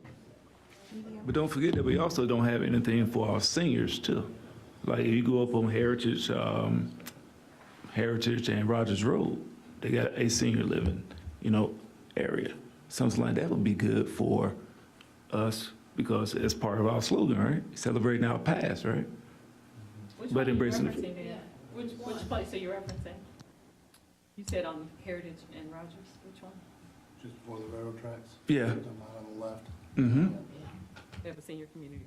It's called Heritage. Right, and again, that's still, Crossings at Heritage is the name of it. Say it again. Crossings at Heritage. Crossings at right, Heritage. but that still falls under that category of affordable. Because there are a lot of seniors who didn't think they would be working at this time, and now they do have to work.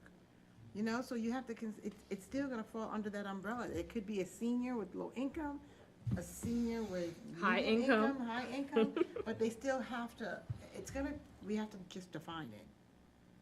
And I don't think we're gonna be able to define it by people who are in this room only. Well, and you also have like different ages too. I mean, I have 4 kids that'll probably never live in Rolesville right now because there's no way.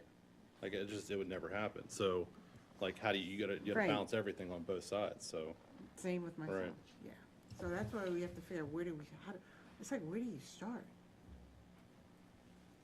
I mean, I have some ideas, but I'll go over that later. But just for the sake of this conversation, we need to define it. We need to maybe bring some resources in here that can help us with that definition. And I still, even though I didn't like it, didn't mean it was wrong. The woman who came in here, Kelly, and gave us that report, I mean, I just didn't find that to be, but that may be the people in my bubble, I don't know. The numbers that she gave, as what the income is in Rolesville, I mean, that spread like wildfire when she said that. And then what do you get? You get more people with that income or higher that's moving into Rolesville, and then if it wasn't true, it's gonna be true now, even higher. So, I don't know. Just one more thing to factor into as well.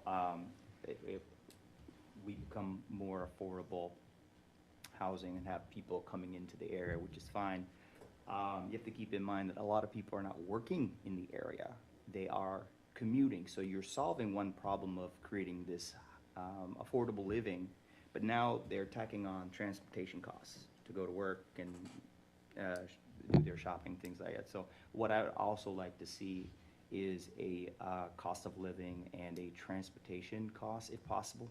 Again, just a suggestion or a recommendation or an idea. So cost of living in the area along with transportation costs. I know we did that study, and that's where I was a little lost too. I do side with you on that. I was a loss on those numbers, those index that came up. It was a little confusing myself. But yeah. I think that'll help our transportation, because right now what we have, it's not being used as well as it should be. The transportation that we currently have in Rolesville, we see empty buses. We're a destination that doesn't community. help Rolesville at all. Yeah, people are gonna still use their cars and vehicles and probably not use the transportation as much. And, which- well, and there are some bigger structural issues with the mass transportation in this county. Not everybody works in downtown Raleigh. Exactly. And that's what what we have is geared for. And you can get downtown really quick, minimal delays waiting here or there for another bus. If you work on the west side of Raleigh, that's a different story completely. If you're working in North Hills, Midtown, forget it. It's not going to happen by bus. Is it not gonna happen by bus because right now we don't have anybody who's asking for it? No, because the bus routes in Raleigh don't work for it. Yeah, it's You have to go downtown first. It's a triangle issue. It's a You have to, it's possible, but you're not going to get an 8-hour day in. It takes you about 3 hours to do it one way, and in order to catch the last bus into Rolesville, you're usually not going to get an 8-hour day in. 11, 12.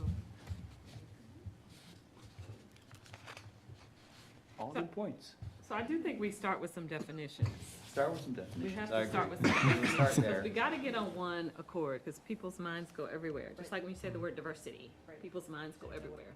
So you've gotta bring it in to what your vision is, and kind of have that starting point, and then build from there. but I think you also have to build, you got to build a frame for Rolesville, based numbers, but also Wake County based I would numbers to agree see with what that those two difference wholeheartedly. are, because you're still part of Wake County, so. I think that'll skew it a little bit, a little more workforce housing pricing, yeah. And I know people are, and I'm trying to figure out who I was speaking with, the people are leaving southeast Raleigh in droves, but they're going past Rolesville. This is not a complaint, because it's unaffordable. And they're heading out towards Lewisburg and it's Oxford and those areas because of the housing bubble. Not that Rolesville's gonna fix that for anybody, but I'm just saying, what are we doing? How do we help this? Everybody deserves a nice place to live. That's right. But I also think we're dealing with regional issues. Realistically, the Triangle is a very desirable place to live. So somebody that's selling, I have a whole bunch of relatives in New York. My husband's a New Yorker. Have a lot of relatives there, and they're like, I'm gonna sell my house. It's at 800,000 or 1.5 million, and we're moving down here. Guess how many houses they're buying? 2. I don't want just 1, I want 2. So we're also, that's our situation that we're in. So we can only control so much, but I think if we start with the definition on what we're talking about, I think that will at least move the needle a little bit, because this is a huge conversation, not just in the Triangle and in North Carolina. It's a national issue. But I think if we start there, that will get us to a different place than we are now, because what we're thinking, at least from this board's perspective, I know, and maybe from the planning board as well, the developers come in with something totally different, like, we're under the 425, y'all should be like, yay, and we're like, yeah, that ain't what we're talking about. Or it's the building apartments that are gonna cost you $1,600, $1,700, $1,800 for a 1-bedroom. Just overwhelm Roseville with that. But that's good a thing going either. rate. We just went to see some apartments and it was It is a they going said a rate. one bedroom, but I'm like, if you don't have a full wall over the bedroom, to me, that's a studio, right? But they called it a 1-bedroom and it was $1,700 a If it month. has a closet, And it's I wanted to considered a live bedroom. there. Because it had all the amenities that you can imagine. Everything was at your leisure. You just walk out your door and it's right there. It does, but if our goal is not to have this overwhelming traffic in Roseville, then when someone's coming in and looking to put nothing but apartments on every postage stamp size lot they can find, that's problematic. It's problematic for the citizens that live around it, for the people that have to walk through it, travel through it. It stresses out our parks. Yep. You know, your park guy, it stresses everything out, so we have to find that balance. Oh, I agree wholeheartedly with that. For the benefit of the staff and for me, townhomes and apartments are largely marketed as an affordable housing strategy. Is the board saying that is not an affordable housing strategy that you wish to pursue? I personally don't, not in Roseville, because those prices are still, I'm not saying There. that. I I just am. feel like we're in the Roseville pricing bubble. Yeah.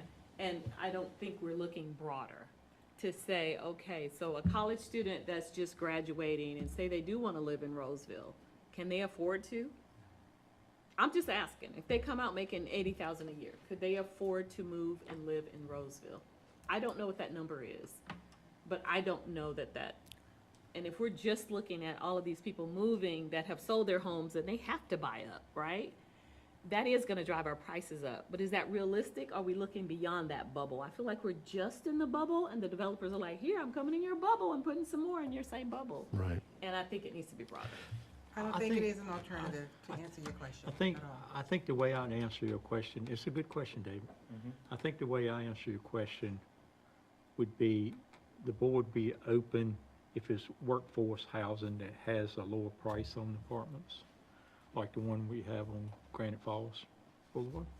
Because it is somewhat, for workforce. But just for, as we see in our neighboring communities, and I don't want to call any names, they got apartments going up everywhere, huge apartment complexes that just adds to the stress of traffic that this board been talking about for the last 2 hours. So unless you can somehow put a 500-unit apartments in and not have any traffic, unless you can figure that out, I don't think this board would be for that. Well, I think they need to look at too, like, you don't need to jam everything into downtown. Like, Rolesville's bigger and it's gonna get bigger, like, and you need to spread out a little bit if you're gonna put things, apartment buildings, and I think that would help you a little bit if you got a little bit away from center part of town. I know it's walkable this, walkable that, but not everybody wants to be walkable. Not everybody wants to live in, right up against everything. So if you spread it out a little bit more, I know this for a fact, I know land's not gonna be cheaper, but I'm just saying, like, you could figure out something that kind of works, more towards this road and has, public transportation here and there, and I'm sure the developers could figure it out. They wanted to figure that out, so something like that is an option too. David, I think the question you asked is when you're comparing what you're charging for in Rolesville and like Cary or Chapel Hill, it may be a little less. But I think it's all marketing, and I really don't feel it's for the sake of an alternative to single-family housing. So I raised it because it is probably the leading affordable housing strategy in the toolbox of communities in North Carolina right now, more so than density bonuses, although you can see how those two things fit together. And that is finding more places to create more supply. Under basic supply and demand, we have a housing scarcity. How can we create more housing so as to provide relief to the price pressures pushing housing prices up? That's what a consultant's going to tell us. Well, also, I think this board would, in this meantime, address the strategy. Are you talking about affordable housing for renting, or do we want affordable housing people can buy? Those are two different things, Those are completely different things. They are, but they're difficult to regulate. I mean, they're almost impossible to regulate. I know, but, well, it depends on what if you just getting rental apartments, it's obviously what you're doing. But if you have a strategy to have, like a better term, affordable single-family houses, like I think Michelle was talking about, then they could be purchased, That's beneficial. I think your biggest issue right now is your monthly payments are running so close to each other that that's gonna be a hard thing to do too. I mean, rentals run right up with housing now, so. And is it realistic that we can have workforce housing now or affordable housing here with the rates, and then added with the granite on top of it? With the what? With the granite. That's and the under price of granite. land. Building wise. And the price of Yeah, land. because I had a lady come to me and she said, April, we have $250,000 homes that we'd like to bring to Rolesville. And I said, well, bring it before the board. I said, does that consider the granite? I never heard back from her. You're not supposed to tell her that. You're supposed to have her bring it first, and then, yeah. I know Dave mentioned that one of the things they could do to help would be density bonuses. And I know Roseville has quite a few fees that are associated with new developments. Does the town have any ability to waive any of those fees to help offset the cost? So so you're all talking about strategies, definitions of strategies. That's a strategy. Because- Incentives are strategies. That's an incentive. Because, the roads are a fixed cost. Most of the time, the land's a fixed cost. And then to make something to differentiate two subdivisions, to get those land costs down or lot costs down so they can build The lower thing price that point all these houses. communities running with strategies, any kind of strategy you use, and some of them that's been up ahead of us that's been doing this for 10, 15 years of finding this out. The problem is, once this sells that first time for that cheaper rate, the next sale is gonna be market rate. It never stays affordable. And You can control that though, Ronnie. You can control that because I'm not sure if it's a private home, you can control it. you can't control selling of the first house at a certain price versus the next one? Is that what you're saying? Or you talking about that after that first owner, once he resells it? Right. Oh, on a resale? Oh, yeah. I'm sorry, And I that thought you meant happens, that's what's happening, they, in other words, and I'm talking about actual government incentives to build a neighborhood to start with for people to buy at a good rate, and then it sells and it becomes, market value. Where I came from before, resorts are infamous for this problem. They own, the municipalities own their own buildings and control rates. And they reserve, that's where resorts have like it, is bringing their own development, bringing their own. It's a national problem.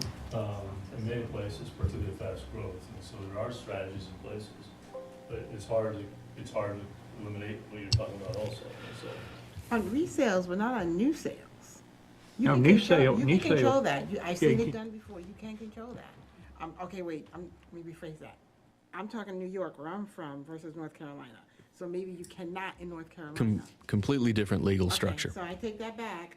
I realize that. I just There- know in New York, you were Now- able to control that. There are communities that have tried and had varying levels of success with creative ways to control the price of certain portions of their housing stock here in North Carolina. How cautious was that as an answer? All of those scenarios have required tremendous investment from those cities, money and staff. Yeah, we gotta help. And now if you're bringing in housing that is less generative of tax base, while you are making the management of that housing more expensive and burdening your infrastructure, and you're waiving your fees, you end up with a very challenging sort of old school Sim City problem where you don't have the money to pay for the ever increasing costs. Can we at least get a Habitat for Humanity home? Is that on the agenda? It can be. Is that really on the agenda? It can be. I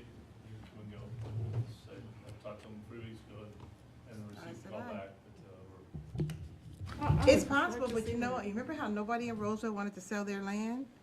And then we got the Fraser Farm? And then the next thing you know, everybody was like, oh, you bought that, buy mine. The spigot was. Buy mine, and, you know, the price, all the people, we've had landowners coming here who were adamant about not selling their homes. And they're like, oh, come on, let's do this deal. Let's let them buy my land so I can move out of North Carolina. So that's where we are with that. They're lobbying neighbors. Yeah, right? And then you have other neighbors, I'm gonna sell next year, I'm gonna wait and see how this happens. So, you know, but that's just the nature of the beast with real estate anyway. If your neighbor did it for 10, I'm gonna do it for 20. So, I don't know.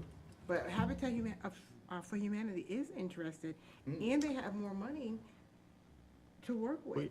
But we have to have land that's somebody wanna sell. Well, coming up to our deadline, I think, Meredith, was any other thing? You got other on here, you got other on here, so no other?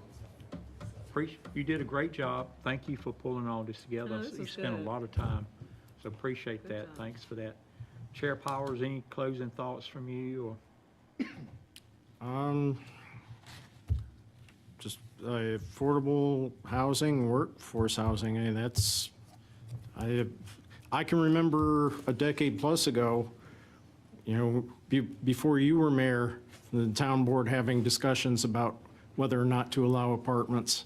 And even at that point, it was starting to get challenging for, you know, at least public sector employees in Wake County to even move out this way. Right. Well, thank you, and I just want to say appreciate to the planning board, all you do. I know it's really hard work. I know you spend a lot of time on this stuff, you know, reviewing. It's just massive time has to be spent on just reviewing all these plans that you're getting. And it seems like Meredith and the staff is putting something in there every day, whether it's something new or updates or something's changing. So it's a lot going on. There's a lot of people that want to live here, want to build here, want to develop here, and I know it's a lot of work you guys do, and I kind of appreciate that. Just one of the things here, just want to get us all, I think, working off the same sheet of music. I think that was kind of the reason we kind of brought this together, to get us kind of talking about the same issues, some of the same things. I think we did a good job of that. Appreciate you doing that, Meredith. So, you know, to get us on the same page, I think we talked about a lot of things, but one of the things that, you know, the decision board, the town board has to be is somewhat consistent for you guys to understand what we want. And we got to be consistent, and I think we're getting a better job of getting that. So just give us time, and we're working on that, and we're going to try to get more consistent on our decisions, and that'll make it better for you guys to understand what we're looking for and what we will approve. Also, you know, we had a lot of discussion about the comp plans, the transportation plans. You know, I think, you know, we all use them the same. You know, we can all use them the same way, get the same understanding out of it. It's just going to make us better as we, move things through planning board into the town board. So, but, I think one thing that we need to do is make sure, and someone mentioned it, need to make sure all the plans are consistent, because whenever any inconsistencies in them, it just makes everybody confused. And which plan do you use, or what are you trying to use? One of the things I think we do, we hire a lot of consultants that come in and tell us what we need to do in our town. They're not from here. They don't know the community as well as we do and well as you guys do. So when these consultants come in, just make sure, you're having good comments on what you see there, how it fits in our community. It may be something that's good on paper, but does it really fit on our community? If we really do what they have, are we going to have the citizens upset over it type of things and stuff? And also, how does it fit with our past comprehensive plan, our past transportation plans? How does all that fit together? Because, we want everything to work together. We can change things, but I think from what I've seen recently and what the board sees, when you change something, it makes it tougher on the community. If you say you're going to do something and you do something different beside them, it makes it tougher on our community. So if we're going to change our comprehensive plans, we're going to change kind of what we got today, we need to really make sure we're thinking about that and how it impacts, the folks. Because, it just, sometimes it's just a matter of what you're putting there. If it's apartment, what kind of apartment is it? Is it a retirement home? Is it a market value thing? Change really makes it tough on people at times, and we just need to make sure our consultants, they know very good at what they're doing, but they don't know our community as well as we do. And we know our community better than them, and we know what would be accepted and not accepted, and we need to, do a really good job of that. So in closing, I just want to thank you again. A good meeting. Appreciate that coming together. I think we'd probably do more of this, Meredith, maybe. I think that was one of the things we talked about. We won't go another 20 years or whatever it's been, but we will. Do you want to pick it back up? This is a little reminder. Do you want to pick it back up during the volunteer recognition dinner? Yeah. No, not really. April 26th, don't forget, they're invited, you're all in, sit down and have dinner. Yeah, I hope all of you can come to that. We want to kind of recognize, it won't be a workshop, it'd be more just a get together. All right. We do. Can I just say, Yeah. can I just say something really, I think it's funny, but y'all may not think it's funny. So did the planning board notice the time? Because when you guys have your meeting, 8 o'clock, we are out the door. So it's almost 10 o'clock right now. Unless we talk about traffic, then. Oh, okay, so then Yes, we don't get it's into 8:30. Talk about traffic, it's 10 Then it's o'clock. 8:15. I just thought I'd lighten it up because it's a long meeting. Just because we've gotten better at what we're doing now, so. Yeah. Well, thank you. Appreciate it, everyone. Yes, thank you for And your with that, service. Thank you. I will adjourn the meeting. Thank you. Everybody have a good night.